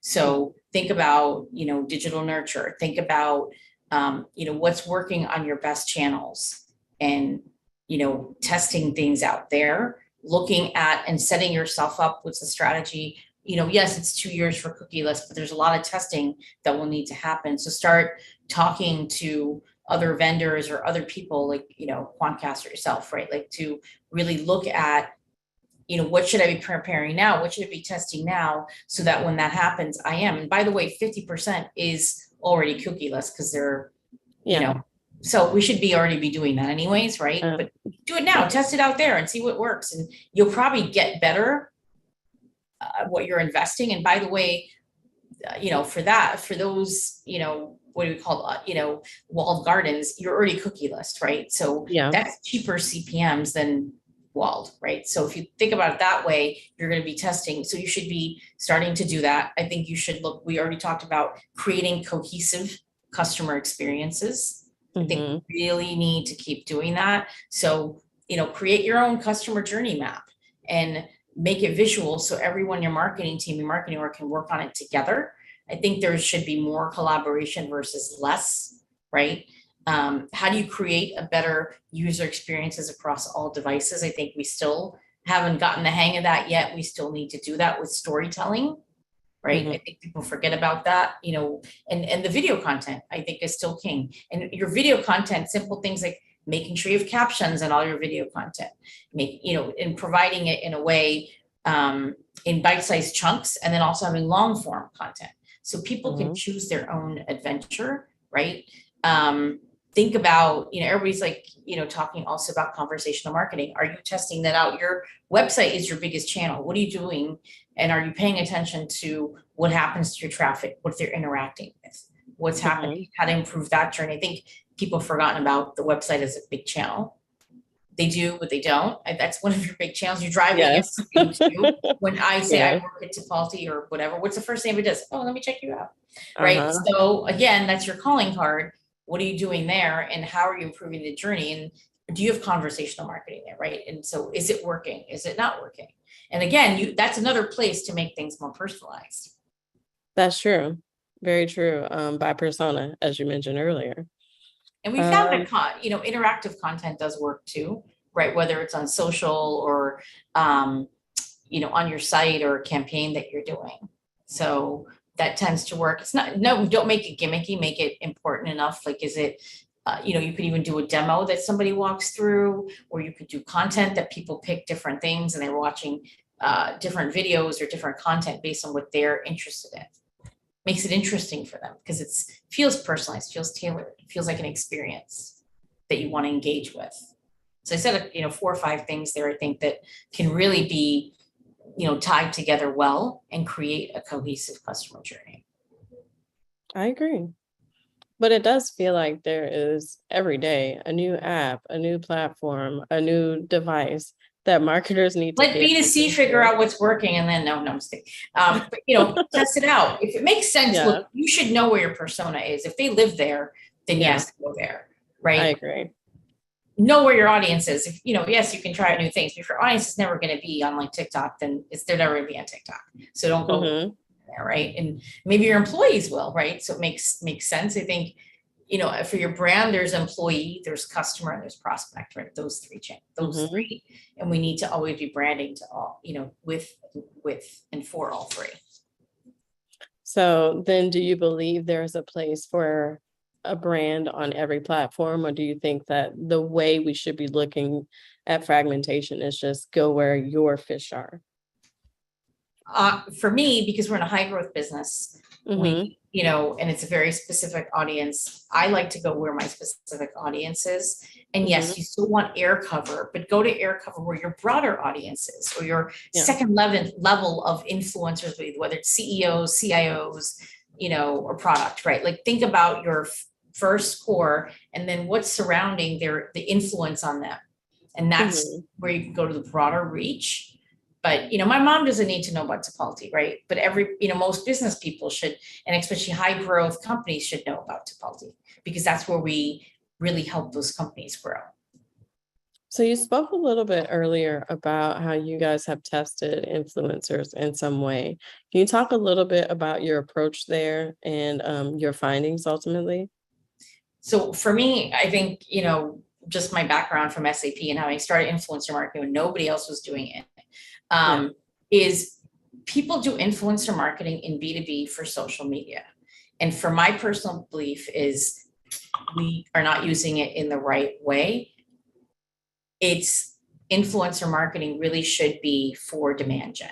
So if you think about bringing in influencers into your demand gen campaigns, into your demand gen paid search, paid social campaigns, that is going to yield real results. I think, yes, you can ultimately, the icing on the cake is in social and for brand, but it depends on what you want to do. If you're trying to get better brand awareness and you're doing influencer marketing for that reason, then yes, your social metrics, great. But for me, the bigger value is when you tie all of your customer, your buyer journey with influencer marketing and content, when you have it all the way through, and even in ABM, it makes a big difference. You get a better lift, you get better ROI for not that much more spend that you were going to do anyways.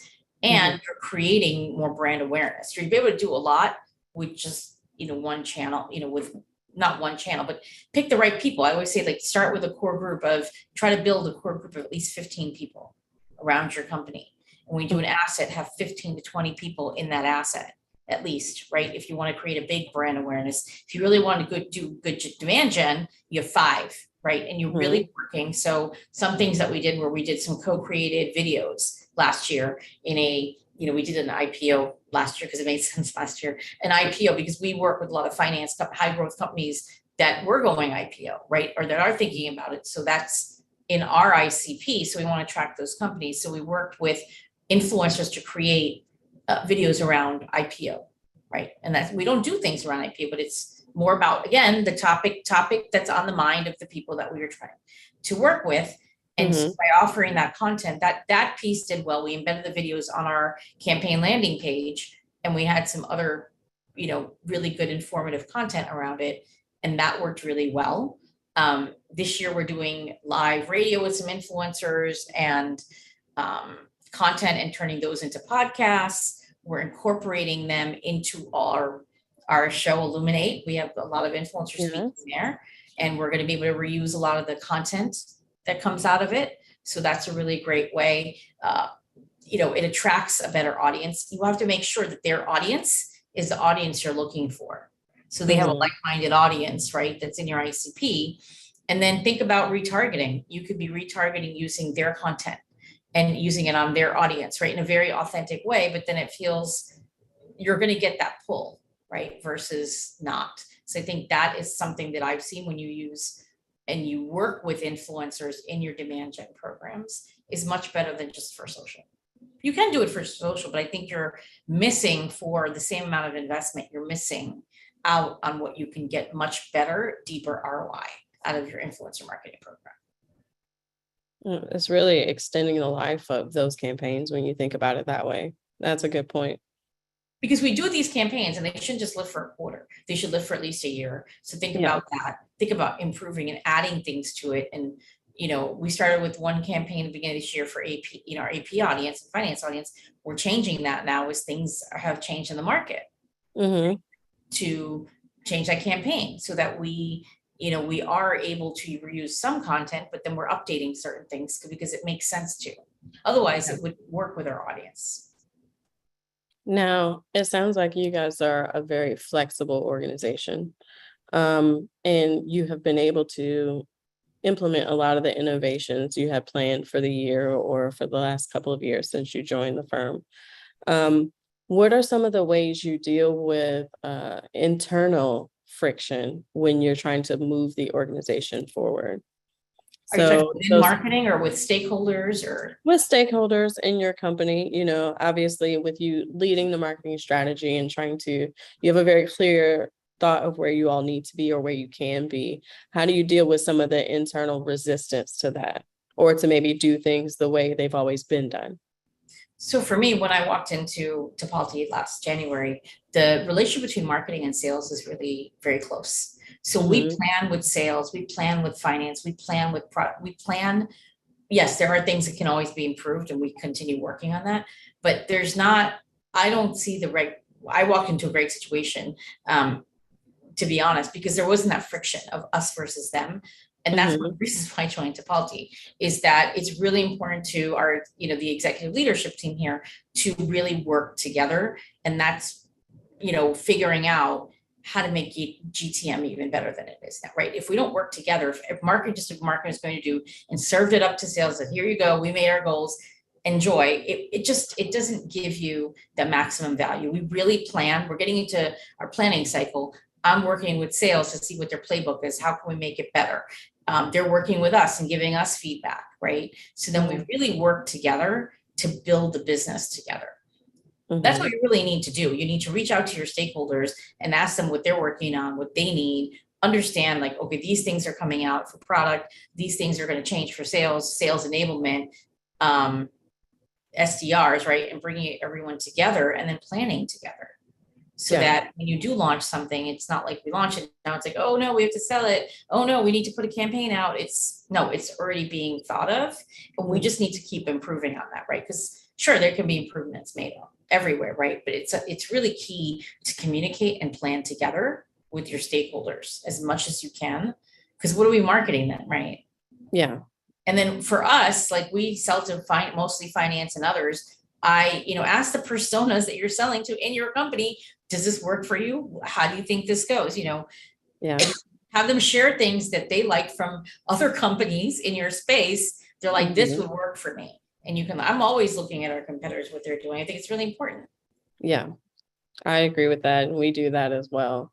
In fact, we've dedicated so many work sessions to just going through the inspiration, where are you finding inspiration, whether it's happening inside our industry with agencies and other specializations, or just happening in the world. We recently did a campaign based on the Little Miss memes, which is just tapping into a trend that already had people's attention. So I agree with that.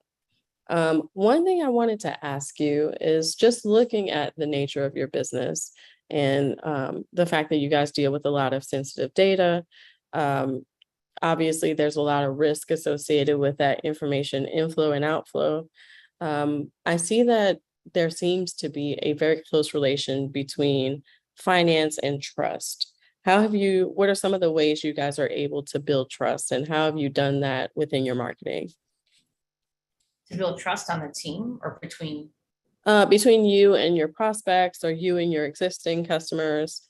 I think it's by showing them, right? And by having that experience, and by working very closely and co-innovating. So when we bring somebody in, right, one of the things that is a differentiator for Tipalti is our support.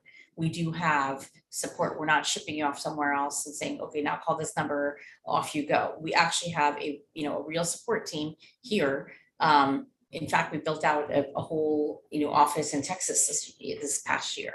We launched it last year, and so we have operations, and so we really around the world, and we really want to provide that support to our customers. So when they come in, they know they have someone, they know where they can call, where they can talk to a live person or get the right support that they need. That is really important, offering that support. So during the sales cycle, we do show like, here's the support. We have a 99% customer, retention rate. Why do we have that? Because we work and we really try, we work with the folks we know we can work with and bring in the right prospects and customers, and then also our customers tell our story for us, right? That this is working, and that we stay with companies. We don't, when people start scaling, we started with Roblox and Noom and others, like maybe they weren't as big. They were smaller organizations, now they're huge. We scale with them, we stay with them, right? And I think that's really important. And when you can share those stories out, there is trust that you can demonstrate by show and tell. And I think that's really important, is the show and tell through your customers and through your track record. That becomes very important during someone's buying journey. Yeah, I do think that depending on the economic situation we find ourselves in, not only is trust always going to be one of those storytelling, I want to call it bedrocks. Thank you, brain. Storytelling bedrocks, but it's going to become key. Who are those brands that tell their story the best and have the most credibility, and how are they building? So very good. I think that's really important. Trust, especially right now, is really important. I think trust is really very hard to gain, and really can be lost in a moment, in one post, right? Like we say that. Yeah. We live in that culture where it's like one post and you're out, right? Kind of. So it's really important that to be authentic also, right? We're very authentic at Tipalti, right? Sometimes to a fault. And so relatable. We can definitely relate. Yeah. So, we want to think about that, right? And I think, we're talking about innovation. I know we have to kind of close up now, but, think about trust, and all of those things are really important. And part of that is also trust with your employees. I think we're living in this crazy time. It's still coming, and we're still evolving and learning from it, is being open. And I think one of the things that our CEOs is come as you are with our employees, right? So I think it's really important to have that transparency in your culture and trust with your employees. One of the things that we talk about innovation, how do we get innovation, right? Within, how do you force, like if you're in a big company, like I was at SAP, and then Tipalti is smaller, you can still have innovation. So I launched an innovation contest, took a little bit of my budget aside and said, whatever project, but it cannot be a project that you try to get money for, now you don't have money, but really think about an innovative way, or where we can market, or some project that you'd really want to do that's very inspirational, or something that is testing, it's not proven, and there's a small bucket of money. And we did a whole judging panel with our execs. And so it was we ended up with 5 teams that made it to the finals. And, one of those teams won the project, and their project was, around taking something fun and doing something around a beach, make payables your beach, and that's going to launch soon. So it was a video series, and it's going to be something interesting, but something that I would not have necessarily invested in, because I don't know what the ROI is, and we don't, it could be brand. So it's that's a way to get innovation, but also some of the innovations that came up, the ideas were really good, but just not really executable now. So people can have those ideas going forward, but it's making everybody think about, if we didn't have any bars or anything, what could we do? And so sometimes that's a way to, and that's also create some good team camaraderie. So a lot of good things can come out of, kind of doing some innovation like that. If you have a much larger team or a bigger company, it's easy, you can do that. Or even somewhere where, we're constantly moving at the pace that we are, to allow for some of that to happen for your team. That's a good point, because that's where I was going to go next. Creativity is one of those things that is a double-edged sword sometimes. Certainly in the finance space, I'm just curious, what are some of the ways you encourage just your internal marketing team to think creatively and to get creative about the types of content they're putting out? How have you been able to approach that? So I think we have to plan together. We can't just do it in silos, right? And I think brainstorming is good. We don't do enough of that. I know we're now all on Zoom, everybody's everywhere, but it's important to brainstorm. It's important to look at what others are doing, what, our SEO team might see something really great, and then they can report back to the content team. The content team could be saying, hey, we're noticing that on our pages and web, this is happening, and they tell the campaigns team. So it's really cross-collaborating, sharing what's working and what's not across the entire team. That really is going to help us think about how we innovate, where we invest, And then asking the teams to brainstorm with different people. Don't just brainstorm with your team. Bring in people from other teams. Bring in the persona. We did a blended brainstorm with the finance team. And that was really great for the marketing team as well as the finance team. And now we have a Slack channel where we can, if we have an idea, we're not really sure if this is going to work or not. We can actually ask people that we're targeting. Will this work? Will it not? Why not? What would you do better? Right? Is this the right language? Does this hit? Right? So you do that with your customers as well, right? But very cool. I like the idea of doing that. We do something similar on Slack. I think in an environment where, like you said, everyone is everywhere, whether you're virtual, hybrid, or in the office, having something that you can use to collaborate in real time just makes for a richer end product. So what is Topology's approach to officing right now? Are you guys in the office? Are you hybrid? How are you guys approaching it? we're hybrid. Okay. So it depends where, we are in many different offices, right? So we have 2 offices in Canada. We have 2 offices in the United States. We're in London. And so as we continue to expand, we are a hybrid model. So it's, we come to the office a few days a week and then a few days off. So we can have teams come together in our hubs. And it's important, right? Because you have that team camaraderie. And then when we're not together, right, get stuff done, we still have Zoom. We've all gotten used to that. So having that mixed approach and flexibility has been really good. And we just came back to the office more recently in California, right? So it depends on the laws everywhere as well. That's true. And safety is really important. So making everybody feel really safe. So to come to the office here in our San Mateo office, we have to be tested because that's a protocol here. Okay. And that just is, people feel safer. We recently had a spike, so we shut down the office for a couple of weeks while that was going on, and then we opened it back up for testing. So just making sure that everyone feels safe and following guidelines and being flexible with folks who maybe immune compromised and things. Just talking to your employees and having those conversations is important. Okay. And then one last question around your Illuminate conference. Can you talk a little bit about what that is and some of the fun things you guys have planned?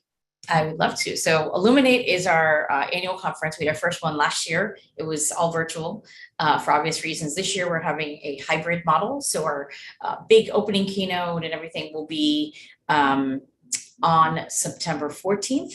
And then on the 15th, we have an event in San Francisco, and then in London in the UK, a full day, half day events with content. And in San Francisco, we have, if you remember the movie Moneyball with Brad Pitt, we have Billy Bean, who that movie was inspired, it was about him. He'll be speaking here in San Francisco. It's a really small event with only 100 people that we're expecting because we wanted to keep it more intimate. You will get to see him in person, spend time with him. So if you're in the Bay Area and you're interested in finance and you are inspired by the movie Moneyball, come check it out. But we did a hybrid because we want to give choice to everybody. And so, people can learn, and we have a lot of CPE credits and other things. So there's a lot of thought leadership and what's going on in finance. We have VCs and other CFOs and other finance folks talking about the important issues of what's going to happen for the rest of this year, 2023. So a lot of our customers are looking at fundraising, some are looking at stability and sustainable business models. So we're talking about all those different things that really matter to finance and payments audiences. And how did you come up with the name? I assume, how did you come up with the name Illuminate? So we went through a branding exercise. We have an amazing in-house creative team. They actually did all the creative. This is not done by an agency. This is done by our in-house team. Awesome. All the creative is done in-house. And so we really worked on what would be inspiring. Last year was our first conference. Try to think about what matters to people. Could we do a theme that makes sense? And, some people have to be inspired, but to feel good, we're coming out of something. And so we ended up looking at different words and what they mean. And we ended up with the word illuminate because it felt like, okay, we want to be kind of a guiding light. We want to be bright, right? We want to shine. We want to do those things for people because that's what people really need as we're coming out of everything we're coming out of, and that we can continue, right? So our conference will just be called Illuminate for that reason, because it's positive, it's forward, it's about working with our customers and kind of being that guiding light. So. Oh, no, that's such a great story. Thank you for sharing it with us. Well, I think those are all the questions I had for today. Is there any one last parting thought you'd like to leave with the audience here about Tipalti or about yourself? No, I think that don't be afraid to try new things, right? Mhm. And don't feel like you are getting stuck. If you're getting stuck, talk to other people and see what they're working on, see what's working. We're all marketers, we're all at the heart, we're all storytellers. So how do you tell your story? Always be checking on how you're telling your story, who you're telling it to, why you're doing it, right? So don't forget the why. I think we get really focused on results and say, why are we doing this in this way? Should we be doing it differently? Would it have a different effect on our audience, right? Make sure you're asking all the questions. I think that's really, really important to have those conversations and take that in, and then you'll come out with something that makes a difference. Very good. Thanks so much, Amisha and Shalana. That was such a great conversation. I loved it. I mean, I took some notes. It's definitely great for people to tune back in and listen to this recording. I mean, obviously the captions and bite-sized chunks, interactive content, that's all great advice for folks out there, and definitely agree with how you can lose trust in a matter of one moment, and you can just totally be canceled so easily if you say the wrong thing. So tread carefully out there. Yeah, I think people think about innovation. I guess I was thinking about the party thought. People think innovation is like some big grand thing. Innovation can be something small too. It can be a small idea that has a lot of impact. So don't think it needs to be something so grandiose. I think we forget about that too. Yeah, absolutely. I love that it. Some of these tweetable things. I love it. Yes. I hope to have you both back again soon. You guys are amazing. Thank you. Thank you. Thank you for your questions. I thought they were great. Thank you. All right. So next up, we have Rob Billow, Director of Global Brand Marketing at Electronic Arts. And his moderator will be Amy Heredia, Key Account Executive for Games at Google Cloud.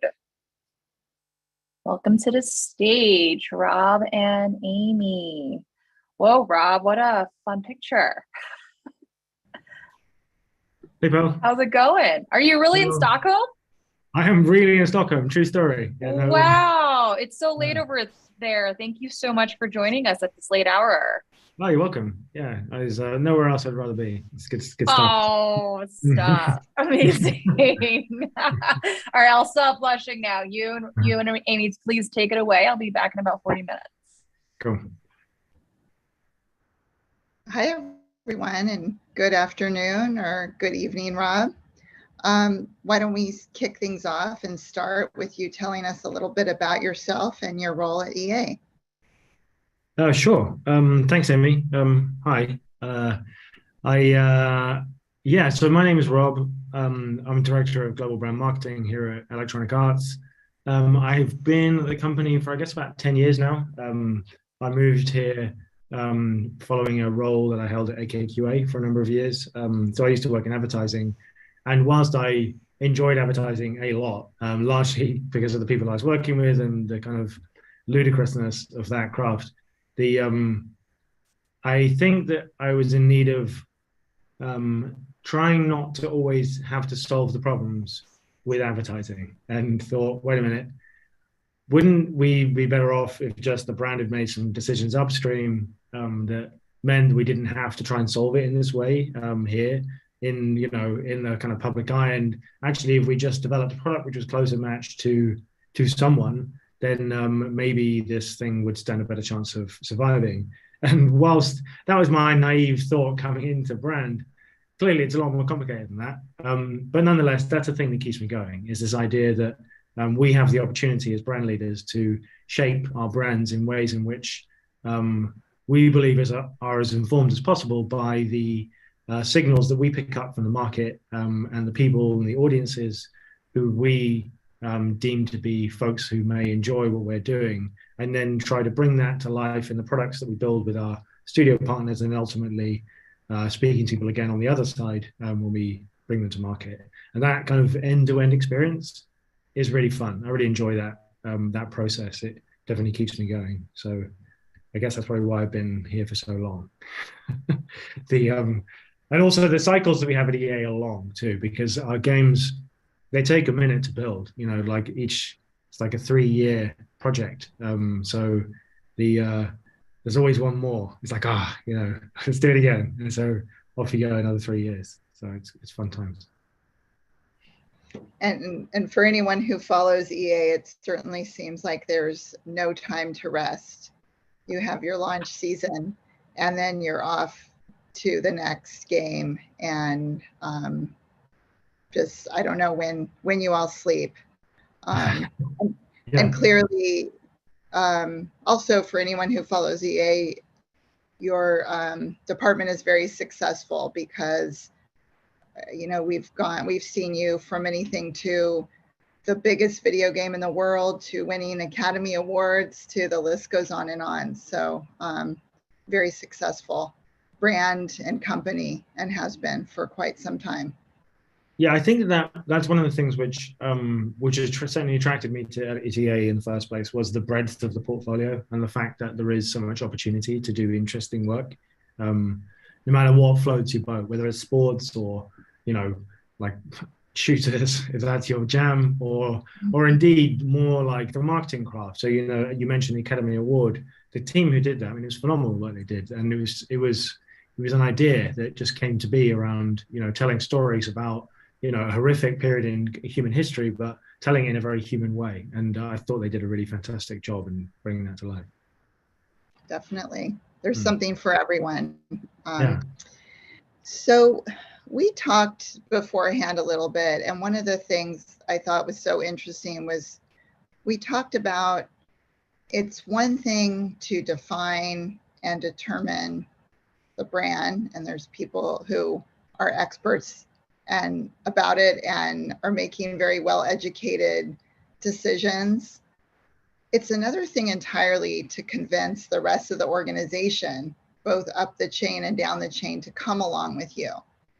How should brand leaders like you approach this challenge that's part of the job, but certainly a different phase or add-on to the initial determining of the brand and what the brand's trying to achieve? Yeah, it's a great question, and I think that it's something which I've begun to understand, I guess, the hard way, to put it simply, in the sense that what you're talking about, I've discovered is actually the work. That's actually what we do, and so whilst on the surface of it, it was the assumption, at least that I made around what we need to do as brand leaders is to build these documents which explain what our brand stood for, who our players are, what it is that they need from our brands and from the playing experience.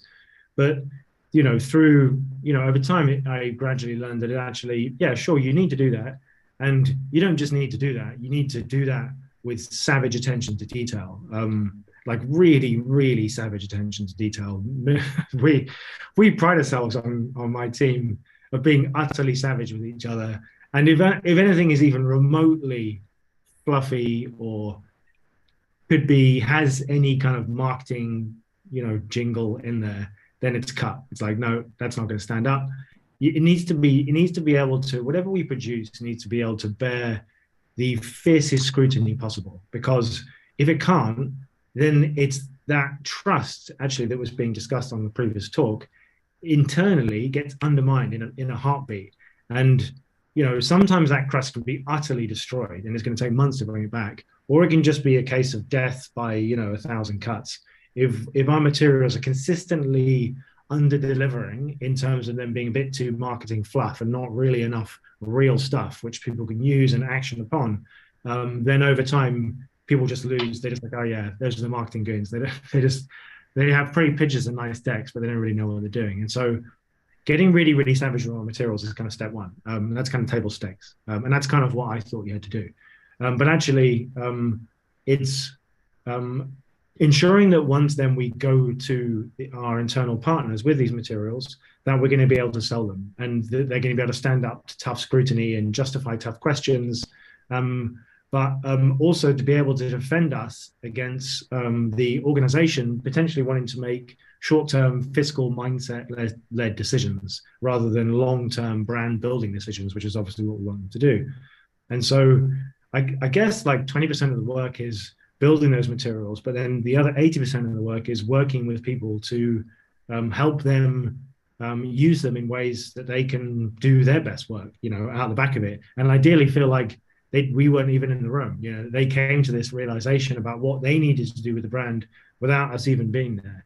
And that's the dream, that the folks we work with, it gets into their bones. So they kind of feel it. They understand exactly what the brand is the moment they come to work in the morning, and they're defending it just as much as we are, so that as much as we are the evangelists of the brand and we've done all this work up front, if we've the only way that we really get to sleep at night is if we've done a decent job of evangelizing it with our partners, so that then that they feel it as much as we do. And I suppose, and there's a few things, I guess, which are key to that. One is just continual workshop, not being too precious, and adapting and evolving, not compromising.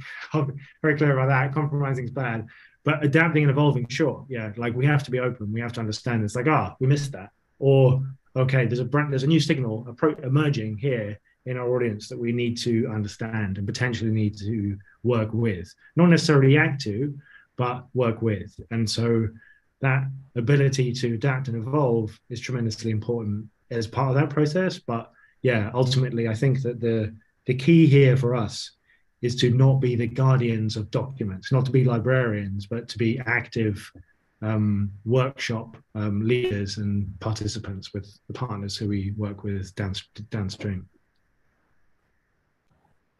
That's so interesting. I think so many of us can relate to what happens after you leave the room. So you come into a meeting with your message and with your materials, but how do you ensure that that message is carried on once you're not there? Because you can't be everywhere. And that's a challenge we all can take something away from in what you just said, regardless of what our exact role is. Yeah. And it makes us anxious, right? It's like, oh shit, why is there no brand person in that meeting? God damn it, we need a brand person in that meeting. But that's madness. We shouldn't be thinking like that. You're just thinking, well, who's in that meeting? Have we done a decent enough job bringing those people with us to the point where we're not needed? It's just a waste. And that's the dream. And occasionally you see it manifest. We talked today about thinking outside the box. Can you tell us a little bit or a lot about what that phrase means to you? And what you think about when you hear that? Well, I mean, the cynical side of my brain is like, that's just some stuff you see on a postcard. But the more like useful answer to your question is, I suppose it's hard to offer much to the conversation around thinking outside the box that hasn't already been said, because it's one of those things that it's a fundamental piece of advice. We need to find an opportunity to break through the bubble of our existing thinking. And so, yeah, cool, I'm into that. It makes total sense. And so how do we do that? It's not surprising that it's become a cliche or a go-to as something which we ask ourselves to do continually. And I suppose that maybe we need to do ourselves a bit of a favor with thinking outside of the box and ask ourselves what it is that we're trying to get out of it. So rather than like, how do we think outside the box? It's like, well, why do we want to think outside the box? And maybe start there as a kind of an anchor for helping us get to this destination of being outside of the box. And so I suppose it's probably to solve a problem, maybe, or to be inspired. And so therefore, if that's what we're attempting to do, we're trying to solve a problem, we're trying to be inspired, maybe, in order to, crack through this layer of thinking which is kind of holding us back, then I think that the first thing we need to do is to stop looking in all the obvious places. And so it means we definitely shouldn't be going off and buying a marketing book from an airport about marketing. That's not going to do it. Neither is a book on creativity or any of those, or brainstorming, or any of those types of things. I don't believe that you're necessarily going to get anything from any of those materials which you don't already know, because somebody's probably read them and mentioned them in a meeting at some point. And so I don't necessarily think that's going to get you what you're looking for. That's not going to get you that flash of inspiration or that genuinely new way of solving the problem. And so, I guess speaking like really personally, I mean, I get it from, cycling, I suppose, or running, when you enter this kind of meditative state and you're actually not thinking about it anymore. That's a tremendously helpful method, I think, for getting to the point where you've had this problem, which you've been living with a few days, you can't crack it, nothing's working. Then you allow yourself to stop thinking about it, think about nothing else, by entering the meditative state of running or cycling, whatever it is you happen to do. And suddenly it's like, oh shit, wow, I've got it. This is it, eureka. And that's real, and lots of people can attest to that. And so I can vouch for that being a particularly powerful way of doing it. But additionally, there's things like when you're doing something else entirely, I think we should give ourselves the opportunity to find inspiration and ideas from outside of the realms where we'd normally look for them. And so, I don't know, like browsing clothing, whatever, online, like there's maybe something in the way in which the user experience has been designed. Maybe will give you an idea about something utterly different. And I find this all the time, that these links between the things that we're experiencing in our day-to-day, which appear to be mundane, can actually have some real nugget of gold in them, or like a science fiction novel, for instance. I'm constantly being surprised by little tidbits of information that I'll read in there, which will apply directly to a problem which I'm trying to solve in something which is completely unrelated. But it's just given me a new way to think. I think that one of my favorite moments, this is kind of slightly different, one of my favorite moments where I was given the opportunity to think outside the box or see the world in an entirely new way, was once when I was at a conference and I walked into a room trying to just get some place to get some headspace and write some emails. And so I thought, I'll just go in here, this will do. And the person speaking at the front turned out to be this absolute genius of a human being who was just filling the room with like crazy wisdom, such that I'd never really heard before. And it very quickly distracted me well away from my email.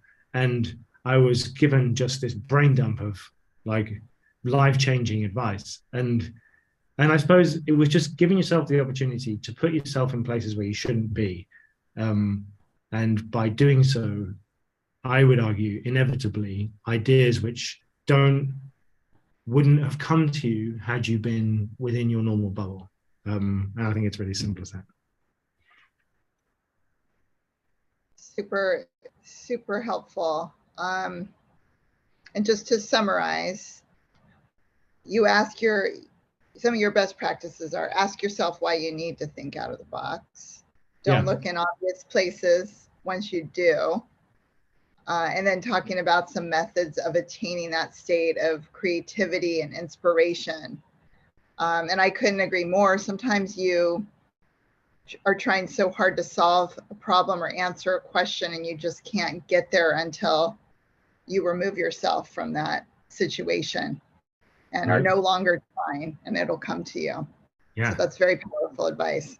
Yeah, I distinctly remember when I used to work in advertising, trying to come up with a nice idea for a pitch we were doing for a client, and myself, another poor soul, locked in a room for days and days and days, Post-its all over the wall, and just really trying to crack it. And everything we were doing was garbage. And it's because we didn't have the foresight to take ourselves out of that environment and just re-stimulate ourselves with something which wasn't there, to allow new ideas in. So yeah. Good stuff. Good stuff. So you talked about, a very powerful experience to actually be distracted from doing email is kind of the opposite of what a lot of us experience every day, as opposed to the reverse. Yeah. Are there any other powerful lessons you've learned with regard to this thinking outside the box or getting yourself to that state? You talked about a few. Are there any others that you'd like to share? Yeah, definitely. I think there's one of the things that we find ourselves doing too much is looking for a case study, looking for a proof of concept. an example of this done right. And you hear that in meetings all the time. You know, someone will say, hey, I've got this idea I want to do. And you know, if someone else will pipe up, that's cool, but will it scale? Or something useful like that. Or somebody else might say, hey, but has that been done before? You know, share some case studies and then let's meet again. And you know, sometimes that might be helpful, but I think that we could potentially stop doing that. And if we are asking ourselves to think outside of the box, obviously, you know, case studies aren't going to help. And I think that more to the point, though, it's less about the fact that it's just looking at well-trodden territory, and it's more to do with the fact that it's trying to reduce a case study or whatever it is, an example of something, into a single variable, and underappreciating the fact that it's a radically complex situation that has taken place that resulted in that being a success. And actually, it wasn't necessarily the one thing, because in a deck we may say it's this and this, and that's why it's a success, because we want that to be the case. We want everyone to think that that's why we're so good at what we're doing. But the reality is that there's a million different reasons why that thing did well. And so I guess the point I'm trying to make here is that we should be looking for multiple vectors in order to find a new way to do things.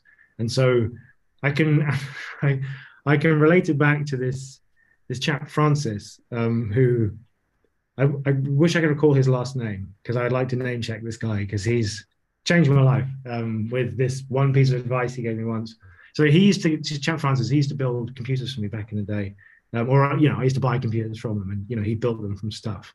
And he once said the problem that people make is that they're always looking for one thing. When there's a problem with a computer, they're looking for the one problem. And so they go off searching for that one problem. They always fail because they always think it's one thing. And it's not. It's always about three different things. And it was funny because it was a throwaway comment. I'm like, that's pretty interesting. I like that. And I've recycled that when I've spoken to people about problems they may have with tech. But actually, what's really cool about that is it's super portable across pretty much everything. I use it philosophically, you know, in my life all the time. There's never one thing. There's always lots of different things. And so I suppose one technique or one lesson that I've learned in regards to this way of thinking is that we need to appreciate that things are complex and dynamic and variable. And also, if we're going to be looking for a way out of the box, then let's try and find a way out of multiple boxes, you know, plural boxes, not just the single one. And remember, Francis, it's never going to be one thing. It's going to be multiple things. So it's not just a new way to buy media. You know, what are you going to put that with above and below it in order to make it a radically different way of finding people? I love that. Multiple boxes, multiple ways to get out, and multiple ways to solve it.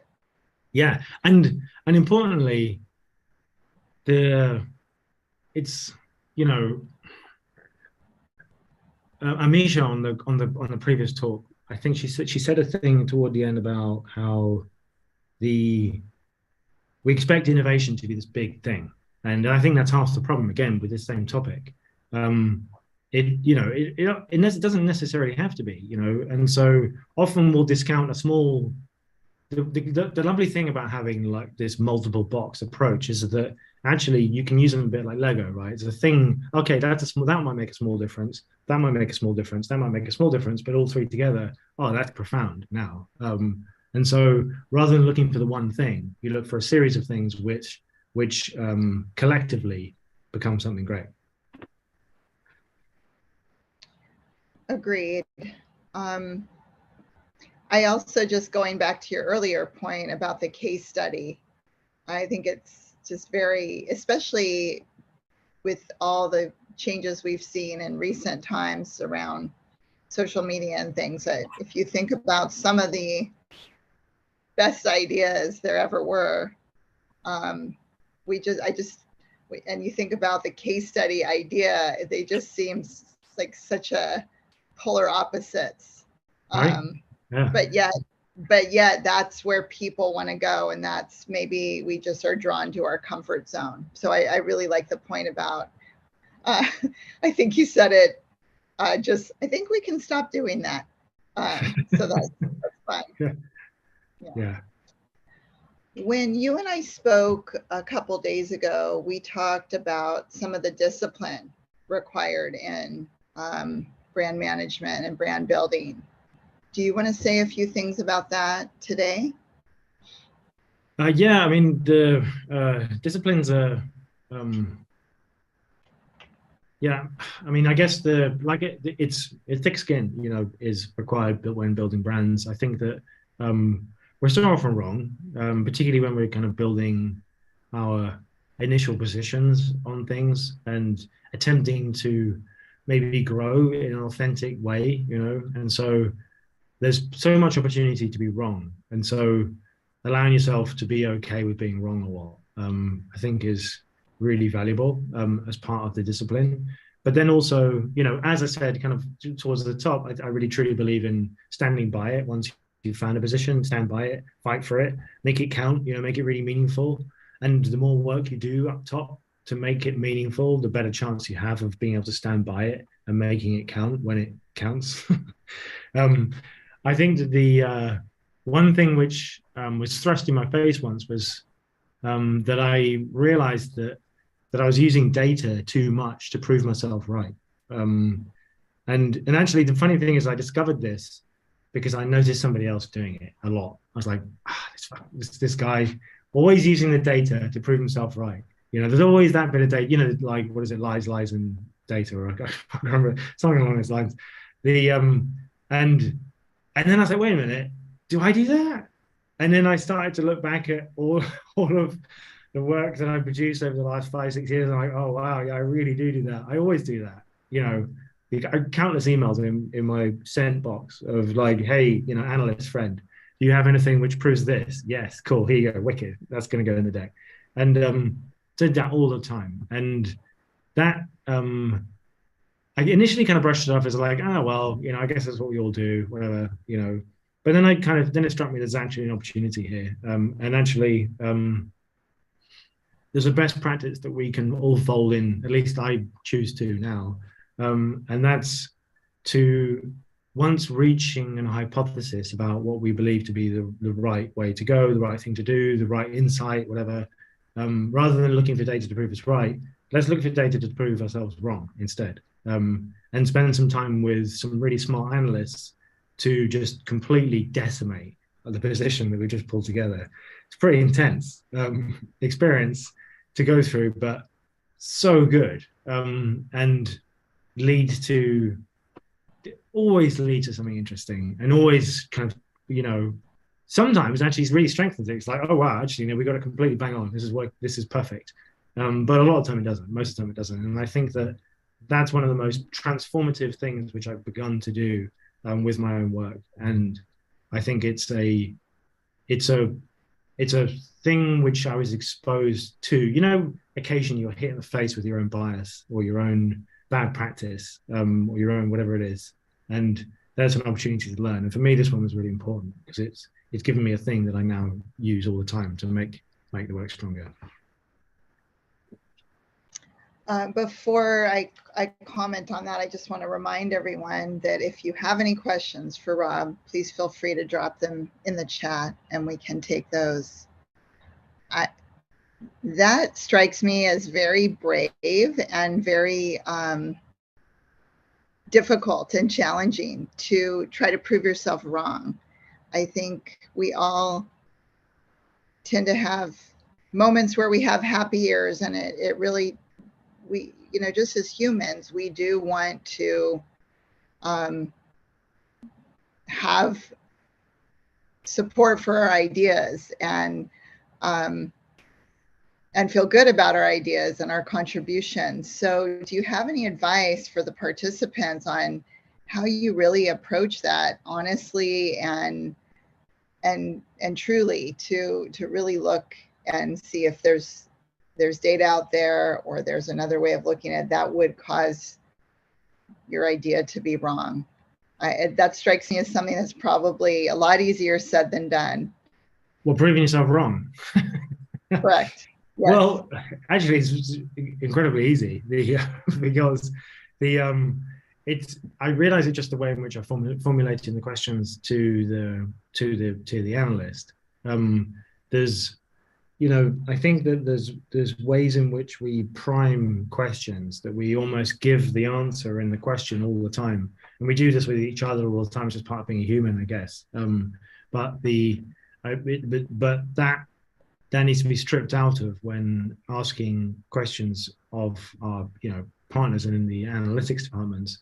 And some of the ways in which I'll do that occasionally is to read again and read again the question which I'm posing of the analytics team to ensure that there is zero bias in the question that I'm asking of them. So it's not necessarily pitched to them as like, hey, prove me wrong, because then it's just sport.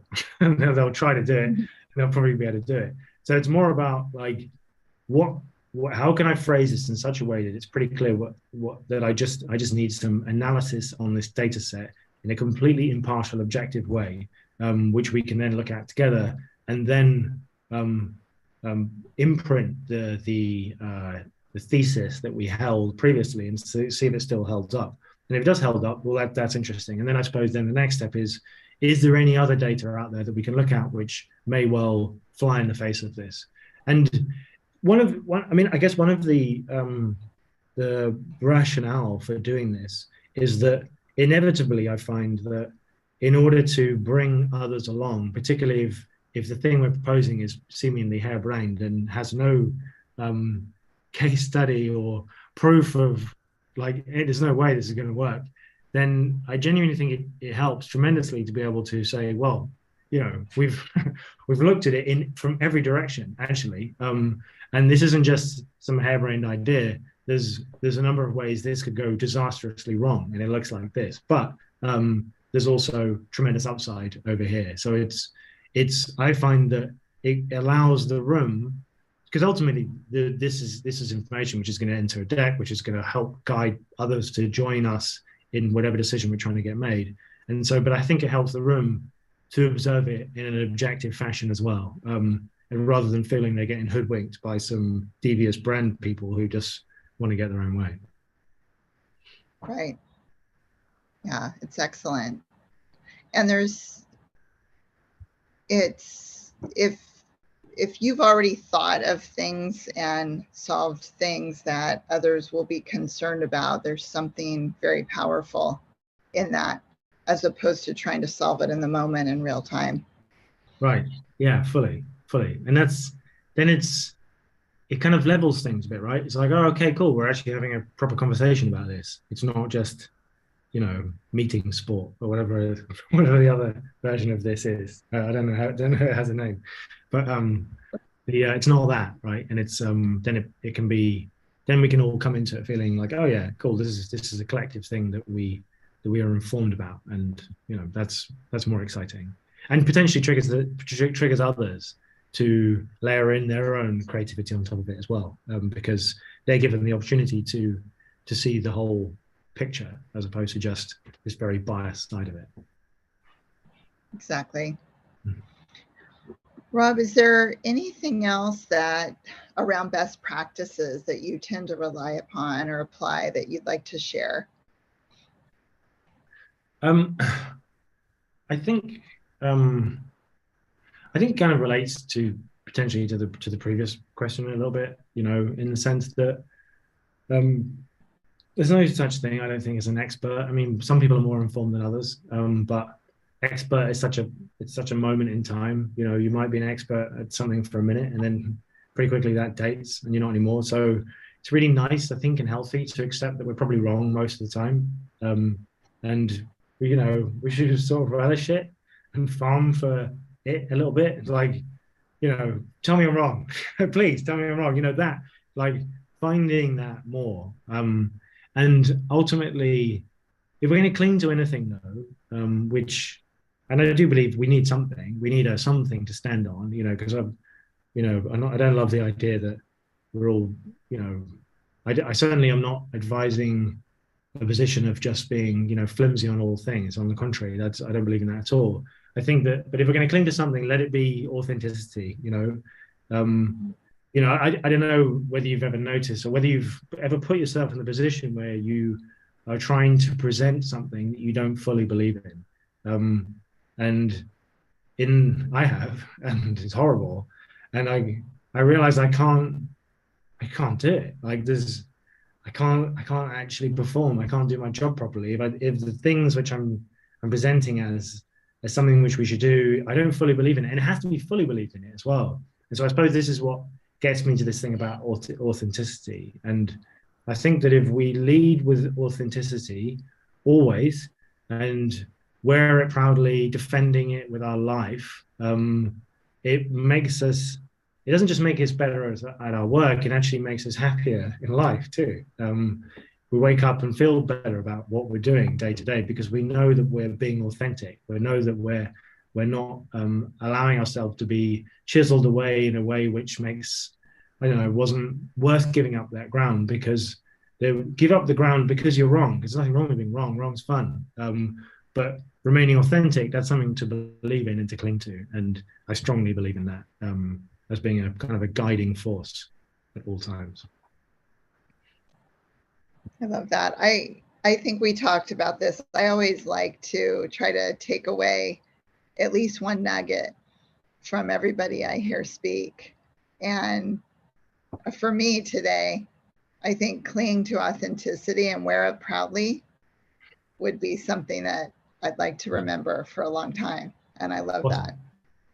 Love it. Yeah. Cool. Yeah, me too. Like it's fundamental. And it's the only thing that counts. Everything else is like, yeah. I think that's the last question I had for you.